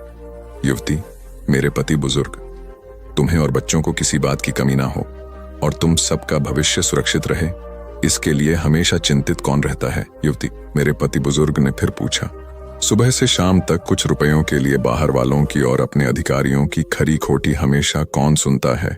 युवती, मेरे पति। बुजुर्ग, परेशानी और गम में कौन साथ देता है? युवती, मेरे पति। बुजुर्ग, तुम लोगों के अच्छे जीवन और रहन सहन के लिए दूर दराज जाकर सारे सगे संबंधियों को यहाँ तक कि अपने माँ बाप को भी छोड़कर जंगलों में भी नौकरी करने को कौन तैयार होता है? युवती, मेरे पति। बुजुर्ग, घर के गैस बिजली पानी मान मरम्मत एवं रखरखाव, सुख सुविधाओं, दवाइयों, किराना, मनोरंजन, भविष्य के लिए बचत, बैंक, बीमा, अस्पताल, स्कूल, कॉलेज, पास पड़ोस, ऑफिस और ऐसी ही न जाने कितनी सारी जिम्मेदारियों को एक साथ लेकर कौन चलता है? युवती, मेरे पति। बुजुर्ग, बीमारी में तुम्हारा ध्यान और सेवा कौन करता है?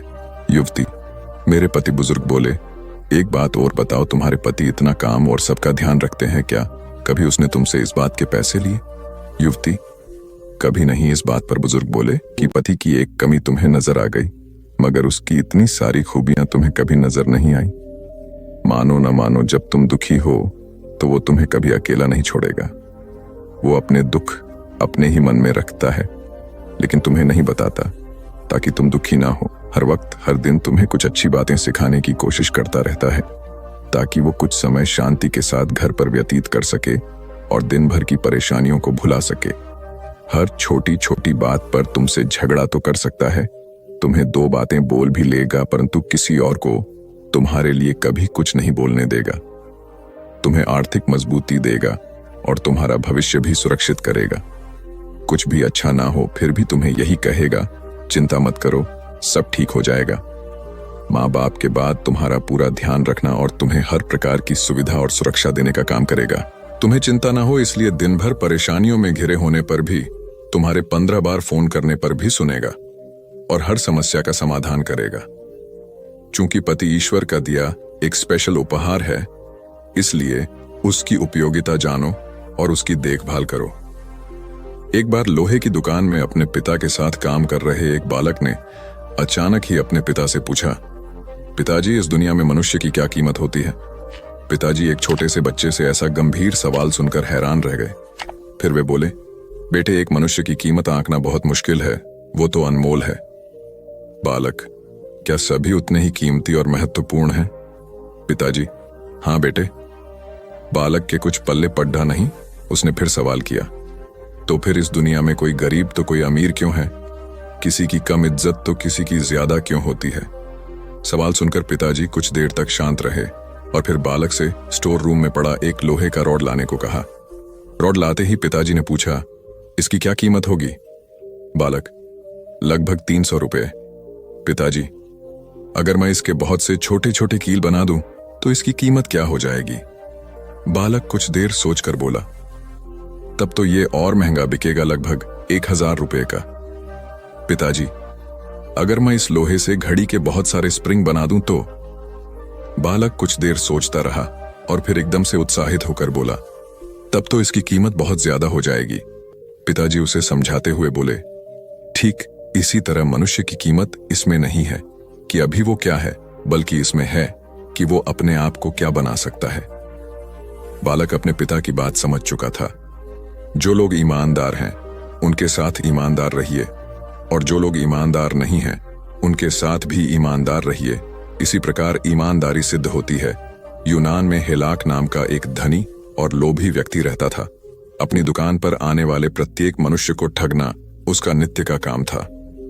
इससे उसे काफी धन प्राप्त होता था, किंतु वह उसके पास टिक नहीं पाता था। कभी बीमारी में व्यय हो जाता तो कभी दुकानदारी में कोई बड़ा नुकसान हो जाता। यह देखकर उसकी पुत्रवधू उसे समझाती कि बेईमानी के पैसों से बरकत नहीं होती, किंतु हेलाक उसकी बात अनसुनी कर देता। एक दिन उसके सोने की एक पंसेरी बनवाई, फिर उस पर अपनी छाप लगाकर कपड़े में मड़ा और एक चौराहा पर रखाया। कुछ दिन एक व्यक्ति ने उसे उठाकर पास के तालाब में फेंक दिया। उस तालाब में उसे एक बड़ी मछली ने निगल लिया। कुछ दिनों बाद मछुआरे ने उस तालाब में जाल डाला तो मछली उसमें फंस गई। मछुआरे ने जब मछली का पेट चीरा तो वह पंसेरी बाहर निकल आई। मछुआरा ईमानदार व्यक्ति था। उसने जब हेलाक के नाम की छाप पंसेरी पर देखी तो उसे हलाक को लौटाने चला गया। महीनों बाद अपनी सोने की पंसेरी को वापस पाकर हेलाक बहुत खुश हुआ। अब उसे विश्वास हो गया कि ईमानदारी का धन कहीं नहीं जाता और बेईमानी से कमाया धन कभी नहीं फलता। उसी दिन से उसने बेईमानी छोड़ दी। वस्तुतः ईमानदारी से अर्जित धन मानसिक शांति देने के साथ ही स्थायी भी होता है। ईमानदार और सच्चे दिल वाला व्यक्ति स्वयं को सदा हल्का व तनाव मुक्त अनुभव करता है। एक बार दो पड़ोसी राज्यों में युद्ध छिड़ गया। बहुत भयानक युद्ध चल रहा था। युद्ध में बहुत सारे सैनिक घायल हो जाते थे। दोनों राज्यों की सेना में ऐसी कर्मचारी भर्ती किए गए थे जिनका काम था युद्ध स्थल पर जाकर अपनी अपनी सेना के घायल सैनिकों की मरहम पट्टी करना और उन्हें पानी पिलाना। उनमें से एक राज्य की सेना का एक कर्मचारी था। पंडवरण युद्ध स्थल पर जाता और घायल सैनिकों को पानी पिलाता और उनकी मरहम पट्टी करता। उसे जो भी घायल सैनिक नजर आता, चाहे वह उसकी अपनी सेना का हो या विरोधी राज्य की सेना का हो, उसकी सेवा करता। इस बात पर कुछ सैनिक ने राजा को शिकायत की कि पंडवरण विरोधी राज्य के घायल सैनिकों को भी मरहम पट्टी करता और उन्हें पानी पिलाता है। राजा ने उसे तुरंत बुलाया और उससे पूछा, पंडवरण तुम्हें घायल सैनिक की सेवा के लिए रखा गया है, किंतु तुम तो विरोधी राज्य के सेना के घायल सैनिकों को भी सेवा कर रहे हो, ऐसा क्यों? पंडवरण बोला, महाराज, मेरा कर्म है कि मैं घायलों की सेवा करूं। मैं जब युद्ध स्थल पर जाता हूं तो मुझे सिर्फ दर्द से कहारते घायल मानव नजर आते हैं। मुझे उनमें अपना या विरोधी नजर नहीं आता है। मुझे सिर्फ अपना कर्म याद रहता है, इसलिए मैं हर घायल की सेवा करता हूं। पंडवरण की बात सुनकर राजा ने उसे गले से लगा लिया और कहा, पंडवरण, तुम सच्चे सेवक हो। कथा का सार यह है कि सेवा अपने या पराये को देखकर नहीं की जाती। जिस सेवा में पक्षपात हो वह सेवा नहीं होती। संपूर्ण मानव जाति की एक दृष्टि से सेवा ही सच्ची सेवा है। वह सहज दयावश और मानवता के नाते की जानी चाहिए। पुरुषोत्तम दास टंडन एक उदार राजनेता थे। उनकी धन संग्रह में जरा भी रुचि नहीं थी। उनके हाथ सदैव दान की मुद्रा में रहते थे। यह घटना उन दिनों की है जब श्री टंडन राज्यसभा के सदस्य थे। यहां भी लोग उनकी निरासक्त प्रवृत्ति से काफी प्रभावित थे। यह उल्लेखनीय है कि श्री टंडन अपनी इस उदारता पर तनिक भी अहंकार नहीं करते थे। एक दिन उन्हें किसी ने आकर कहा कि वे अपना भत्ता राज्यसभा कार्यालय से आकर ले लें। वे कार्यालय में पहुंचे। जब उन्हें चेक दिया गया तो उन्होंने किसी से पेन लेकर अपने चेक को लोक सेवा मंडल के नाम समर्पित कर दिया। वहीं खड़े एक व्यक्ति ने जब उन्हें ऐसा करते देखा तो उसे रहा नहीं गया और वह उनसे पूछ बैठा, टंडन जी, इतनी मुश्किल से मात्र 100 रुपए मिले थे, उन्हें भी आपने दान में क्यों दे दिया? टंडन जी सहजता से बोले, भाई, मेरे 7 बेटे हैं। मैं उन 7 से प्रतिमाह 100-100 रुपए लेता हूं। मेरे लिए 300-400 रुपए पर्याप्त होते हैं। शेष को भी मैं एक लोक सेवा मंडल को दे देता हूं। फिर यह तो अतिरिक्त आय है, इसे अपने पास क्यों रखूं? सार यह है कि धन की 3 गतियां होती हैं, दान, भोग और नाश। इनमें भोग धन की मध्यम गति है, नाश अधम गति है और दान उत्तम गति है। इसलिए अपने आय का एक हिस्सा दान अवश्य करना चाहिए, तभी उस धन की सार्थकता है। गौतम बुद्ध से राजकुमार श्रोण ने दीक्षा ली थी। एक दिन बुद्ध अन्य शिष्यों ने बुद्ध को बताया कि श्रोण तप की उच्चतम सीमा तक पहुंच गया है। वह ज्यादातर तप में लगा रहता है। वह 2-3 दिन में एक बार ही नाममात्र भोजन करता है। अन्न जल ग्रहण नहीं करने से उसका शरीर अत्यधिक कमजोर हो गया है। चूंकि वह पहले राजसी जीवन जीता था, इसलिए इतने त्यागमय जीवन का वह आदी नहीं है। वह हड्डियों का ढांचा बनकर रह गया है। यह सुनकर बुद्ध को उसकी चिंता होती है। बुद्ध ने श्रोण को बुलाकर कहा, मैंने सुना है कि तुम सितार बहुत अच्छा बजाते हो, क्या तुम मुझे सुना सकते हो? श्रोण ने कहा, हाँ, मैं आपको सितार बजाकर सुना सकता हूं, किंतु आज आप अचानक सितार क्यों सुनना चाहते हैं? बुद्ध ने कहा, न सिर्फ सुनना चाहता हूं बल्कि उसके विषय में जानना भी चाहता हूं। मैंने सुना है कि यदि सितार के तार अगर ढीले हों या अत्यधिक कसे हुए हों तो उनसे संगीत पैदा नहीं होता। श्रोण बोला, यह सही है। यदि तार ढीले होंगे तो सुर बिगड़ जाएंगे और अधिक कसे होने की स्थिति में वे टूट जाएंगे। तार मध्य में होने चाहिए, न तो ज्यादा ढीले और न ज्यादा कसे हुए। तब बुद्ध ने उसे समझाया, जी सितार का नियम है, वही जीवन की तपस्या का भी नियम है। मध्य में रहो, न भोग की अति करो न तप की। अपने अध्यात्म को संतुलित दृष्टि से देखो। श्रोण समझ गया कि मध्य में रहकर ही जीवन रूपी सितार से संगीत का आनंद उठाया जा सकता है। वस्तुतः जीवन में अनुशासन व तप आवश्यक है, किंतु एक संतुलन के साथ, क्योंकि हर चीज की अति बुरी होती है। गौतम बुद्ध से राजकुमार श्रोण ने दीक्षा ली थी। एक दिन बुद्ध अन्य शिष्यों ने बुद्ध को बताया कि श्रोण तप की उच्चतम सीमा तक पहुंच गया है। वह ज्यादातर तप में लगा रहता है। वह 2-3 दिन में एक बार ही नाममात्र भोजन करता है। अन्न जल ग्रहण नहीं करने से उसका शरीर अत्यधिक कमजोर हो गया है। चूंकि वह पहले राजसी जीवन जीता था, इसलिए इतने त्यागमय जीवन का वह आदी नहीं है। वह हड्डियों का ढांचा बनकर रह गया है। ये सुनकर बुद्ध को उसकी चिंता होती है। बुद्ध ने श्रोण को बुलाकर कहा, मैंने सुना है कि तुम सितार बहुत अच्छा बजाते हो, क्या तुम मुझे सुना सकते हो? श्रोण ने कहा, हाँ, मैं आपको सितार बजाकर सुना सकता हूं, किंतु आज आप अचानक सितार क्यों सुनना चाहते हैं? बुद्ध ने कहा, न सिर्फ सुनना चाहता हूं बल्कि उसके विषय में जानना भी चाहता हूं। मैंने सुना है कि यदि सितार के तार अगर ढीले हों या अत्यधिक कसे हुए हों तो उनसे संगीत पैदा नहीं होता। श्रोण बोला, यह सही है। यदि तार ढीले होंगे तो सुर बिगड़ जाएंगे और अधिक कसे होने की स्थिति में वे टूट जाएंगे। तार मध्य में होने चाहिए, न तो ज्यादा ढीले और न ज्यादा कसे हुए। तब बुद्ध ने उसे समझाया, जी सितार का नियम है, भी जीवन की तपस्या का भी नियम है। मध्य में रहो, न भोग की अति करो न तप की। अपने अध्यात्म को संतुलित दृष्टि से देखो। श्रोण समझ गया कि मध्य में रहकर ही जीवन रूपी सितार से संगीत का आनंद उठाया जा सकता है। वस्तुतः जीवन में अनुशासन व तप आवश्यक है, किंतु एक संतुलन के साथ, क्योंकि हर चीज की अति बुरी होती है। एक राजा कुशल प्रशासक था। प्रजा के सुख दुख के लिए वह प्रायः साधारण वेशभूषा में उनके बीच घुमा करता था। एक दिन जब राजा जंगल से गुजर रहा था तो उसने कुछ घुड़सवार लुटेरे अपनी ओर बढ़ते देखे। राजा समझ गया कि यह लूटने की नीयत से आ रहे हैं। राजा साहसी था, अतः घबराने के बजाय उनसे लड़ने के लिए तैयार हो गया। उसी समय अचानक राजा के घोड़े का पैर एक गड्ढे में फंस गया। घोड़ा एक कदम भी हिलडुल नहीं पा रहा था। उधर लुटेरे नजदीक आते जा रहा थे। तभी वहां से गुजर रहे 4 नवयुवक वहां आए। वे स्थिति की गंभीरता को समझ गए। उन्होंने लुटेरों पर हमला किया और उन्हें वहां से भगा दिया। राजा ने अपना असली परिचय देते हुए उनमें से हर युवक को अपनी इच्छित वस्तु मांगने के लिए कहा। एक ने धन मांगा, दूसरे ने जमीन तो तीसरे ने मंत्री पद मांगा। राजा ने चौथे युवक से उसकी इच्छा जानी तो चौथे युवक कुछ सोचकर बोला, महाराज, आप हर वर्ष 2 बार मेरे घर पर मेहमान बनकर आएं। राजा ने उसकी इच्छा मान ली। जब राजा चौथे युवक के घर पर मेहमान बनकर गया तो उसे युवक के जर्जर मकान और दरिद्रता का पता चला। तब राजा ने उसे एक शानदार मकान बनवा दिया। राजा के प्रत्येक आगमन पर युवक को राजा की तरफ से कुछ न कुछ अमूल्य सौगात मिलती रहती है। अपनी बुद्धिमानी से युवक ने राजा का आतिथ्य मांगकर स्वयं का जीवन सदा के लिए खुशहाल बना लिया। सार यह है कि यथोचित लाभ पाने के लिए अवसरों का उपयोग बुद्धिमत्तापूर्ण ढंग से करना चाहिए। एक फकीर जो एक वृक्ष के नीचे ध्यान कर रहा था, रोज एक लकड़हारे को लकड़ी काटते ले जाते देखता था। एक दिन उससे कहा कि सुन भाई, दिन भर लकड़ी काटता है, 2 जून रोटी भी नहीं जुट पाती। तू जरा आगे क्यों नहीं जाता? वहां आगे चंदन का जंगल है, एक दिन काट लेगा, 7 दिन के खाने के लिए काफी हो जाएगा।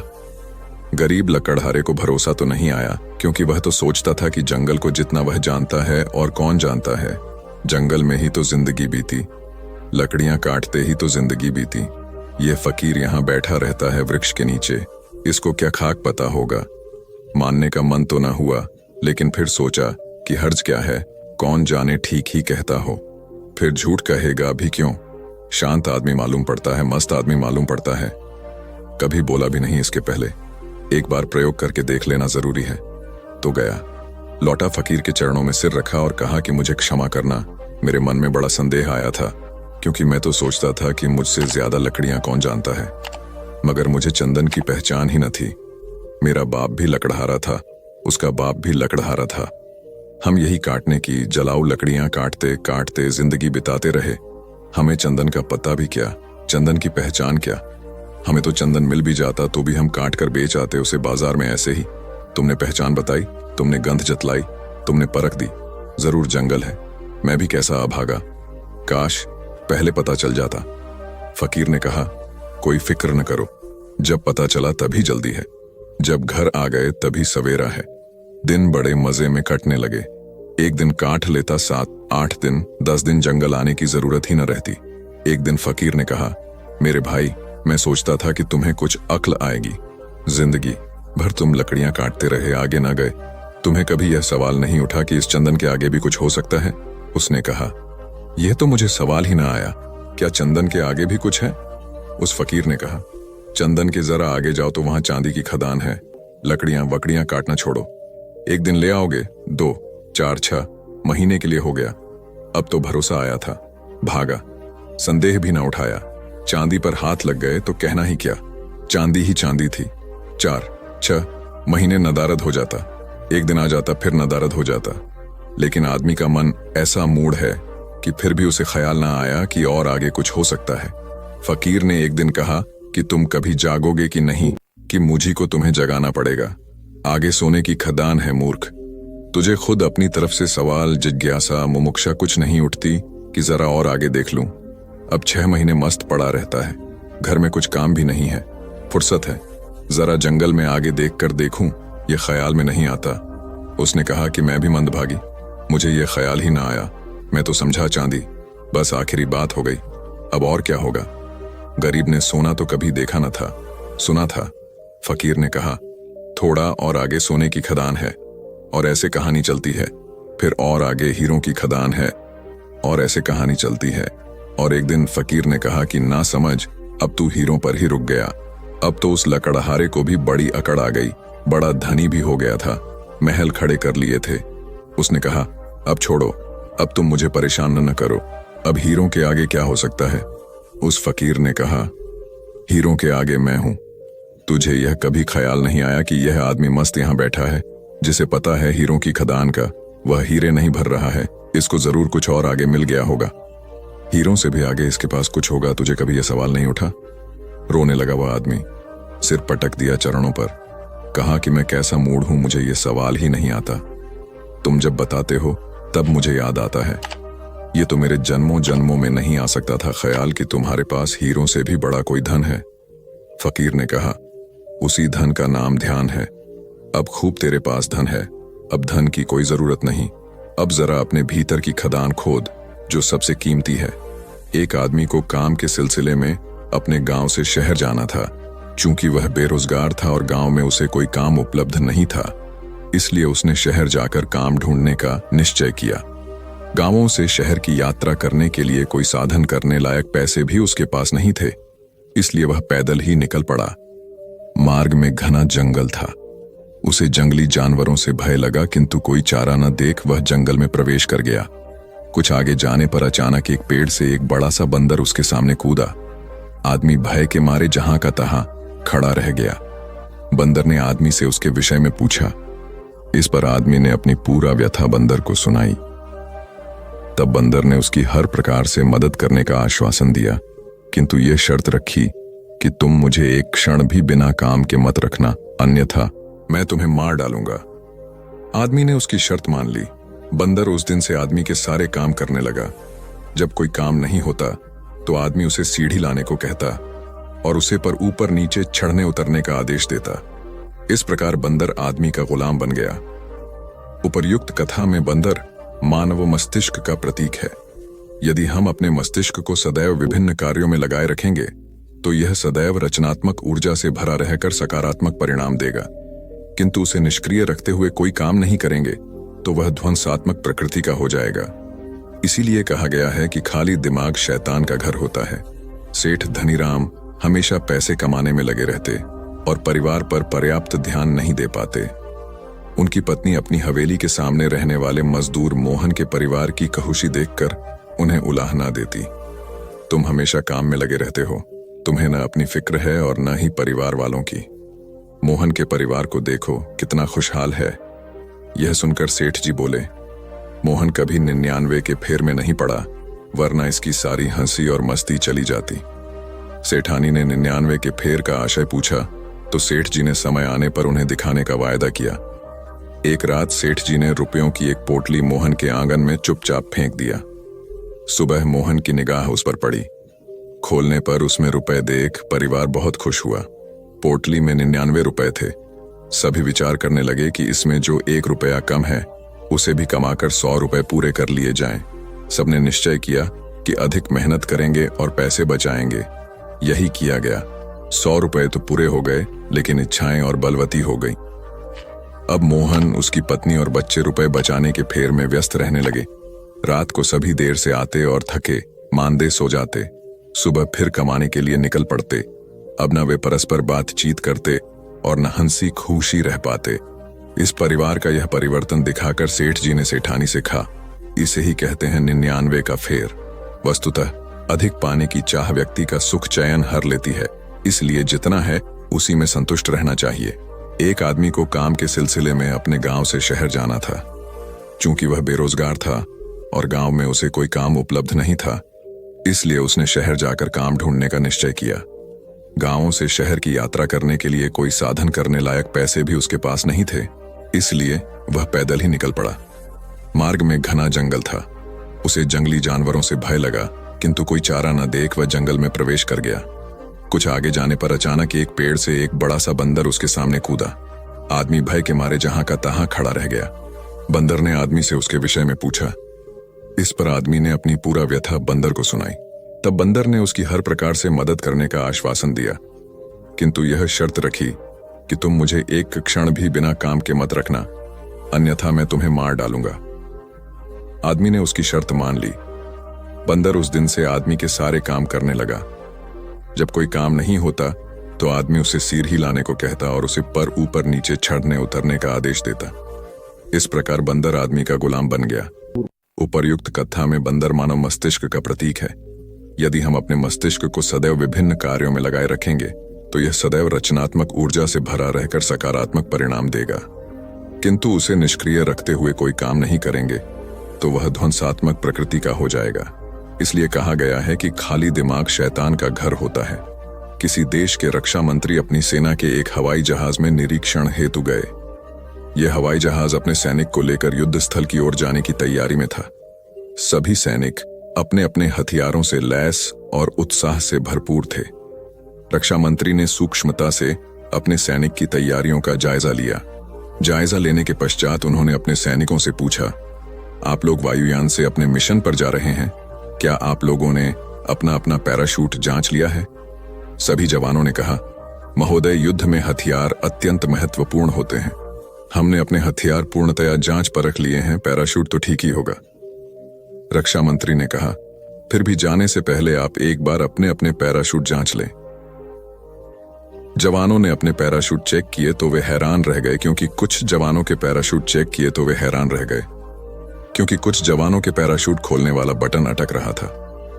यह उनके मिशन का एक महत्वपूर्ण उपकरण था, क्योंकि इसके न खुलने पर उनकी जान भी जा सकती थी। रक्षा मंत्री ने कहा, देखा, अगर आप समय पर अपने पैराशूट की जांच करते तो समय पर ही इसकी मरम्मत हो जाती। हमें अपने कार्य से जुड़ी हर वस्तु की बारीकी से जांच करनी चाहिए। सभी सैनिक ने रक्षा मंत्री की सलाह को सदैव मानने का वचन दिया। कथा का सार यह है कि किसी भी कार्य की सफलता के लिए उसकी पूर्व तैयारी और तैयारी की जांच करना अत्यंत आवश्यक है। प्राचीन समय की बात है, मगध के नगर सेठ थे अंगपाल। वे जितने मृदु स्वभाव के थे, उनकी पत्नी उतनी ही कटु प्रकृति वाली थी। इस कारण उनके घर कोई नौकरानी टिक नहीं पाती थी। इतने विशाल घर की साज संभाल पत्नी से अकेले जब नहीं हो पाती थी तो उसका सारा क्रोध पति पर निकलता। बेचारे सेठ जी नई नौकरानी की खोज में सदा लगे रहते ताकि घर में शांति रहे। एक दिन सौभाग्य से उन्हें एक सेविका ऐसी मिली जिसने कर्कश परिजनों के ही बीच जीवन गुजारा था। इसलिए वह जब सेठ जी के घर आई तो घबराई नहीं बल्कि दृढ़तापूर्वक रुकी रही। उसका नाम था विशाखा। नगर सेठ की पत्नी अपने कटु स्वभाव के कारण विशाखा को अत्यंत कड़वी बात भी कह देती और खूब काम भी कराती, किंतु विशाखा हंसकर सब कुछ सहन करती।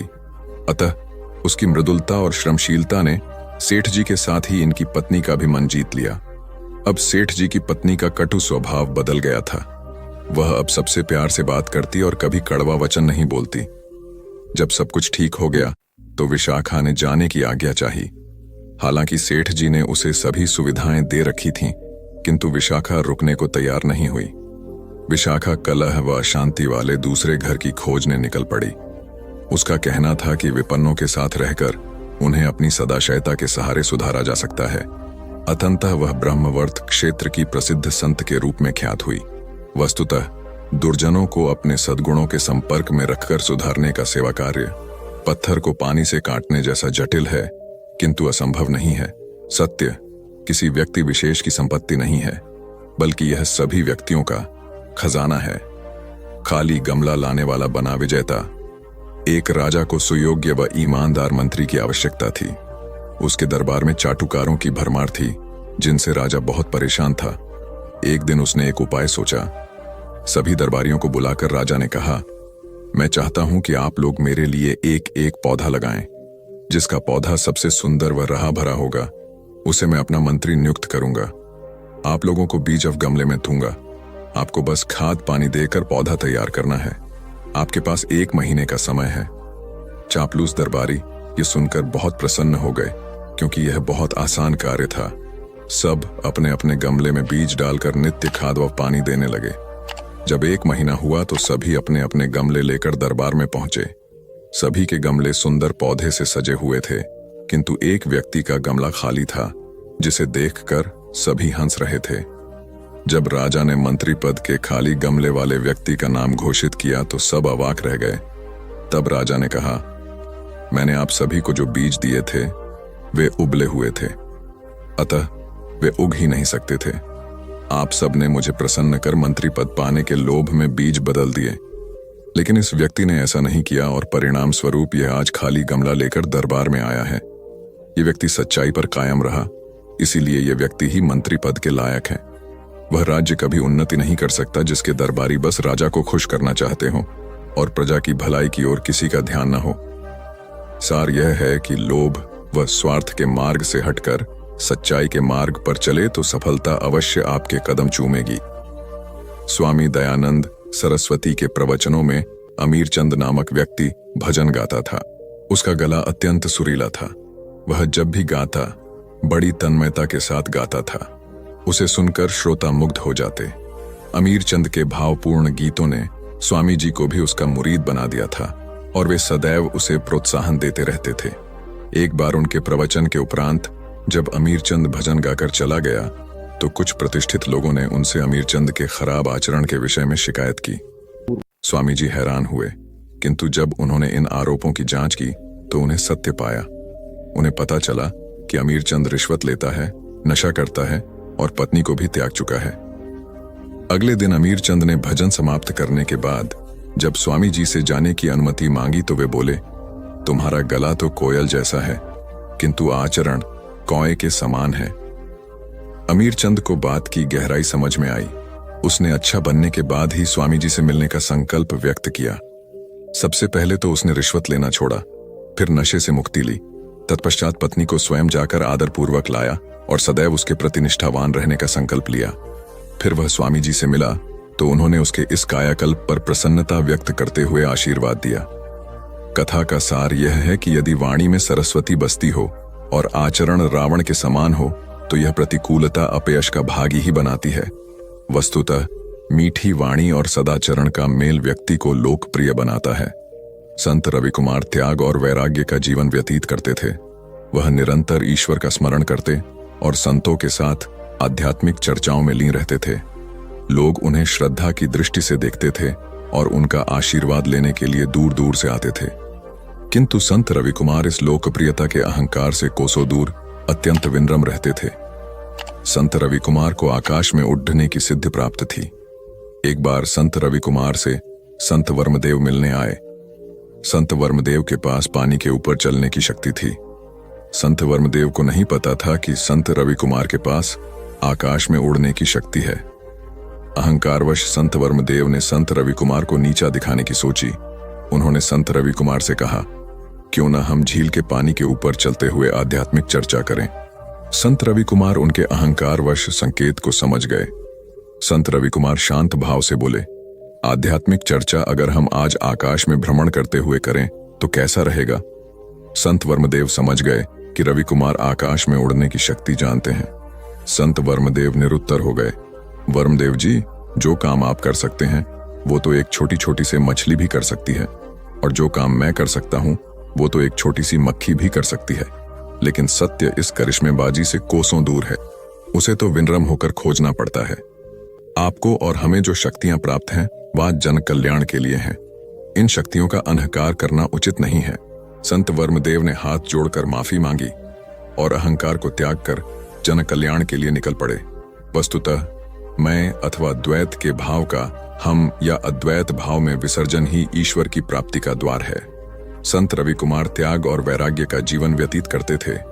वह निरंतर ईश्वर का स्मरण करते और संतों के साथ आध्यात्मिक चर्चाओं में लीन रहते थे। लोग उन्हें श्रद्धा की दृष्टि से देखते थे और उनका आशीर्वाद लेने के लिए दूर दूर से आते थे। किंतु संत रवि कुमार इस लोकप्रियता के अहंकार से कोसों दूर अत्यंत विनम्र रहते थे। संत रवि कुमार को आकाश में उड्डने की सिद्धि प्राप्त थी। एक बार संत रवि कुमार से संत वर्मदेव मिलने आए। संत वर्मदेव के पास पानी के ऊपर चलने की शक्ति थी। संत वर्मदेव को नहीं पता था कि संत रवि कुमार के पास आकाश में उड़ने की शक्ति है। अहंकारवश संत वर्मदेव ने संत रवि कुमार को नीचा दिखाने की सोची। उन्होंने संत रवि कुमार से कहा, क्यों ना हम झील के पानी के ऊपर चलते हुए आध्यात्मिक चर्चा करें। संत रवि कुमार उनके अहंकारवश संकेत को समझ गए। संत रवि कुमार शांत भाव से बोले, आध्यात्मिक चर्चा अगर हम आज आकाश में भ्रमण करते हुए करें तो कैसा रहेगा। संत वर्मदेव समझ गए कि रवि कुमार आकाश में उड़ने की शक्ति जानते हैं। संत वर्मदेव निरुत्तर हो गए। वर्मदेव जी, जो काम आप कर सकते हैं वो तो एक छोटी छोटी से मछली भी कर सकती है, और जो काम मैं कर सकता हूं वो तो एक छोटी सी मक्खी भी कर सकती है। लेकिन सत्य इस करिश्मेबाजी से कोसों दूर है। उसे तो विनम्र होकर खोजना पड़ता है। आपको और हमें जो शक्तियां प्राप्त हैं वह जन कल्याण के लिए हैं। इन शक्तियों का अहंकार करना उचित नहीं है। संत वर्मदेव ने हाथ जोड़कर माफी मांगी और अहंकार को त्याग कर जन कल्याण के लिए निकल पड़े। वस्तुतः मैं अथवा द्वैत के भाव का हम या अद्वैत भाव में विसर्जन ही ईश्वर की प्राप्ति का द्वार है। अपने कर्म से दिया मानवता की सेवा का संदेश महिला संत आंडाल पूजा में लीन थीं। तभी पास के गांव के लोग आए और सहायता का आग्रह करने लगे। उन्होंने कहा कि गांव का मुखिया गंभीर रूप से बीमार है। सब जगह इलाज करवा लिया लेकिन फायदा नहीं हुआ। अब आप ही कुछ करके उसे बचा सकती हैं। महिला संत आंडाल औषधियों की झाता थी। वह अपनी पूजा अधूरी छोड़कर अपने शिष्यों को साथ लेकर मुखिया की सहायता के लिए चल पड़ी। शिष्य जानते थे कि गांवों का मुखिया की सहायता के लिए चल पड़ी। शिष्य जानते थे कि गांवों का मुखिया की सहायता के लिए पड़ी। शिष्य जानते थे कि गांवों का मुखिया दुष्ट प्रवृत्ति का है और संत आंडाल का घोर विरोधी है। मुखिया के घर जाकर संत आंडाल ने मुखिया का निरीक्षण किया और फिर जड़ी बूटियों से दवाई तैयार करके दी। शिष्यों ने संत आंडाल के कहे अनुसार मुखिया को दवाई पिलाई, जिससे थोड़ी देर में उसकी तबीयत में सुधार हुआ। दवा देकर संत आंडाल अपने शिष्यों समेत आश्रम लौट गई। आश्रम में आकर एक शिष्य ने पूछा, माथे, आपने अपनी पूजा अधूरी छोड़कर उस दुष्ट मुखिया का इलाज क्यों किया? वह तो आपका कट्टर दुश्मन है। तब आंडाल बोली, पुत्र, जो आपका दुश्मन है या आपको दुश्मन मानता है, उसके सुख में भले ही आप नहीं जा सकते, परंतु उसके दुख में अवश्य उसका साथ दें। हो सकता है इससे दुश्मनी की खाई भर जाए। ईश्वर हर प्राणी में है, इसलिए प्राणी की सेवा ही ईश्वर की सेवा है।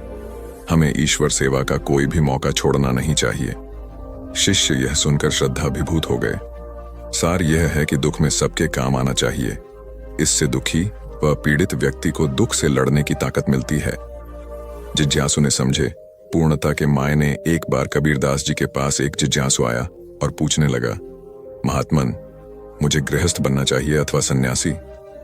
कृपया मार्गदर्शन दें, कबीरदास ने कहा। जो भी बनो, आदर्श बनो।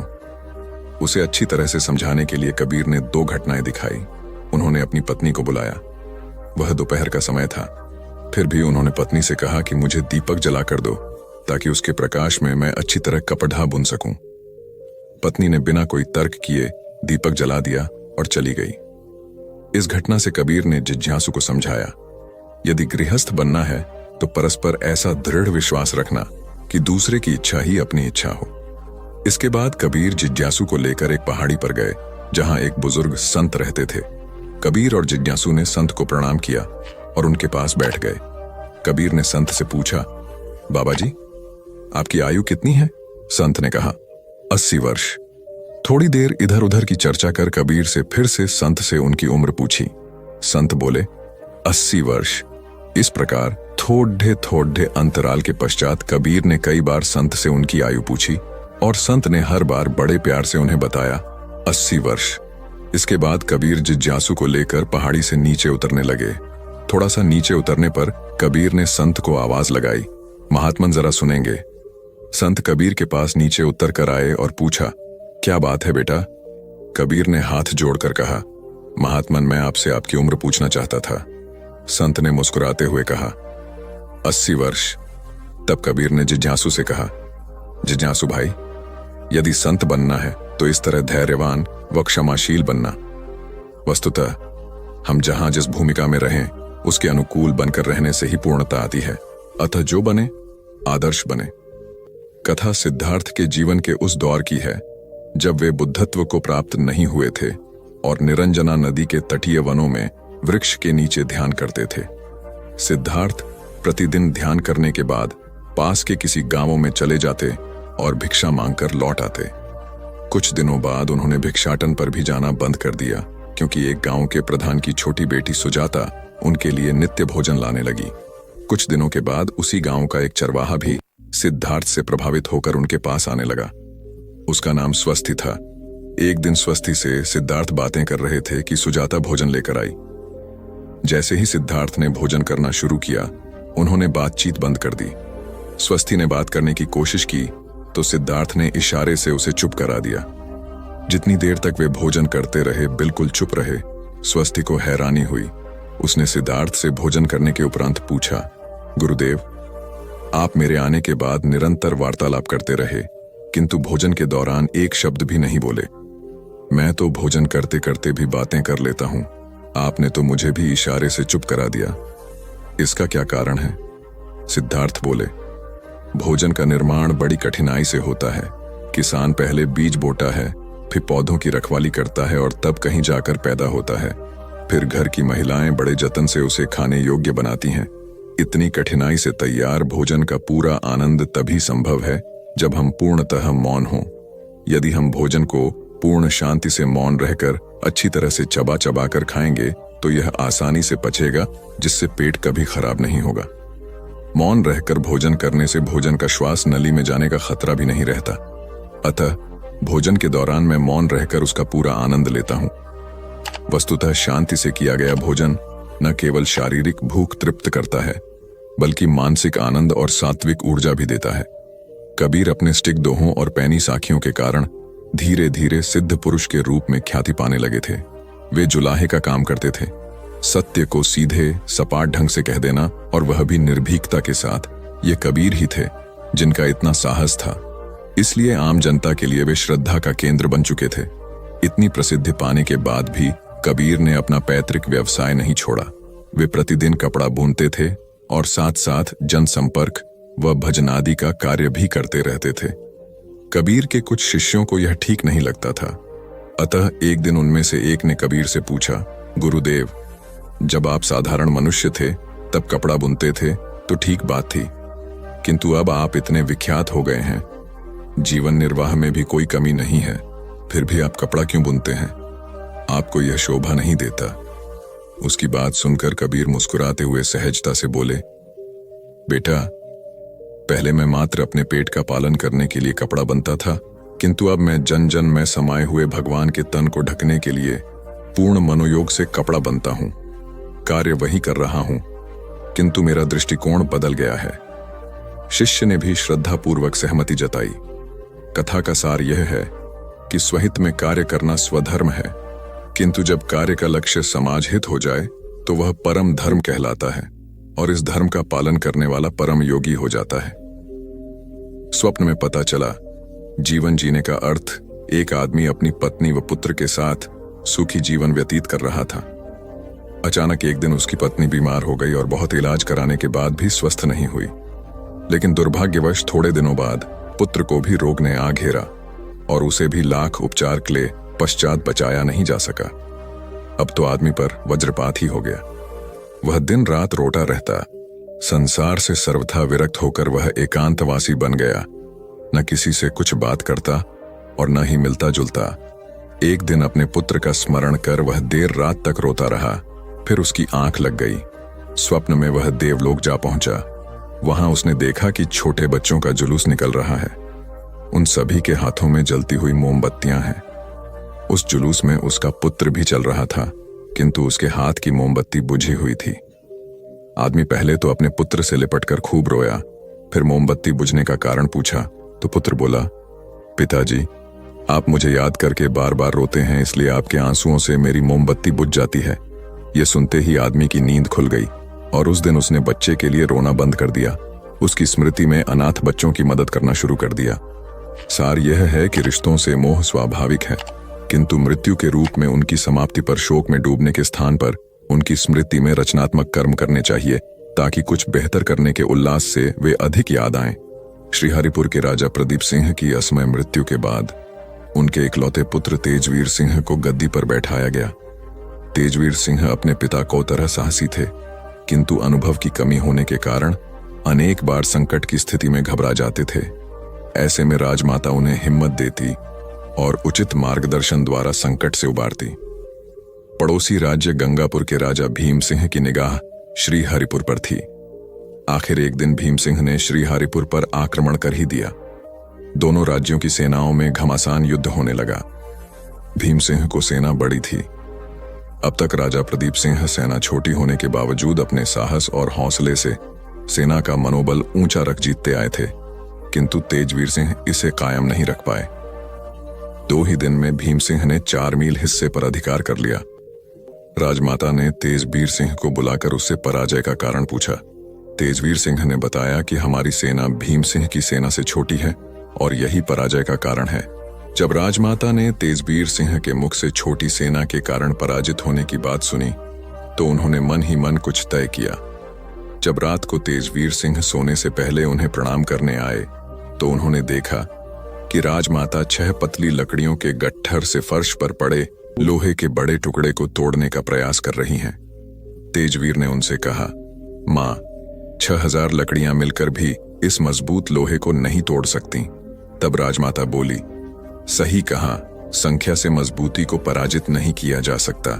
इसी प्रकार हमारे वीर सैनिक और तुम लोहे की तरह मजबूत हो। दुश्मन की अधिक सैनिक संख्या इसी मजबूती के सामने घुटने टेकेगी। तेजवीर ने मां की बातों से प्रेरणा ग्रहण कर अगले ही दिन युद्ध में विजय हासिल की। सार यह है कि दृढ़ मनोबल से हारी हुई जंग में भी फतह हासिल की जा सकती है। दृढ़ मनोबल हो तो किसी भी मुश्किल परिस्थिति का सामना आसानी से किया जा सकता है। इसलिए प्रतिकूलताओं में भी मनोबल ऊंचा बनाए रखें। विजयगढ़ के राजा भानु प्रताप सिंह बहुत दयालु और परोपकारी थे। एक वर्ष उनके राज्य के कुछ इलाकों में बारिश नहीं हुई, जिसके कारण कुछ गांवों में अकाल की स्थिति उत्पन्न हो गई। राजा को अपने मंत्रियों एवं अधिकारियों से स्थिति का पता चला। राजा ने तत्काल अकाल पीड़ित गांवों में सहायता पहुंचाने का आदेश जारी किया। मंत्रियों ने तुरंत अनाज, धन व दवाइयां सभी अकाल पीड़ित गांवों के मुखियाओं तक पहुंचाई, ताकि वह पीड़ितों की सहायता कर सकें। कुछ गांवों के मुखिया बहुत ही भ्रष्ट थे। उन्होंने राजा द्वारा पहुंचाई गई सहायता सामग्री खुद जब्त कर ली तथा कुछ अपने चापलूसों में बांट दी। राजा के कुछ मंत्री व अधिकारी भी इन मुखियाओं से मिले हुए थे और उन्होंने भी राहत सामग्री से अपने घर भरे। आम आदमी अगर मुखिया के पास आकर राहत की मांग करता तो उसे यह कहकर भगा दिया जाता कि अभी राजा की तरफ से सहायता नहीं मिली है। अगर कोई आम आदमी राजा के पास शिकायत लेकर जाने की कोशिश करता तो भ्रष्ट मंत्री व अधिकारी उसे राजा के पास पहुंचने ही नहीं देते थे। कुल मिलाकर पूरा भ्रष्टाचार का जाल फैला हुआ था। राजा अपनी तरफ से आम लोगों के लिए सहायता भेजता था, लेकिन भ्रष्टाचार की वजह से वह आम आदमी तक पहुंच नहीं पाती थी, और भ्रष्ट मंत्रियों व अधिकारियों की वजह से आम आदमी की पहुंच राजा तक नहीं हो पाती थी। इन्हीं गांवों में से एक गांव में राम सिंह नाम का एक किसान रहता था। उसकी बीवी और बच्चा बीमार थे। वह अपने गांव के मुखिया के पास गया और सहायता की मांग की, किंतु मुखिया ने उसे धमकाकर भगा दिया। बीवी और बच्चा भूख व बीमारी से मर गए। राम सिंह बदले की भावना से डाकू बन गया। पूरे राज्य में एक खतरनाक डाकू के रूप में उसका आतंक हो गया। एक दिन राजा की सेना ने उसे पकड़ लिया और राजा के सामने पेश किया। राजा ने उससे डाकू बनने का कारण पूछा। राम सिंह ने राजा से कहा, महाराज, अगर आपके द्वारा भेजी गई सहायता मुझे समय पर मिल गई होती तो आज मेरी बीवी और बच्चा जीवित होते और मैं आज भी एक आम किसान होता। लेकिन गांव का मुखिया सारी सहायता सामग्री खुद हड़प गया।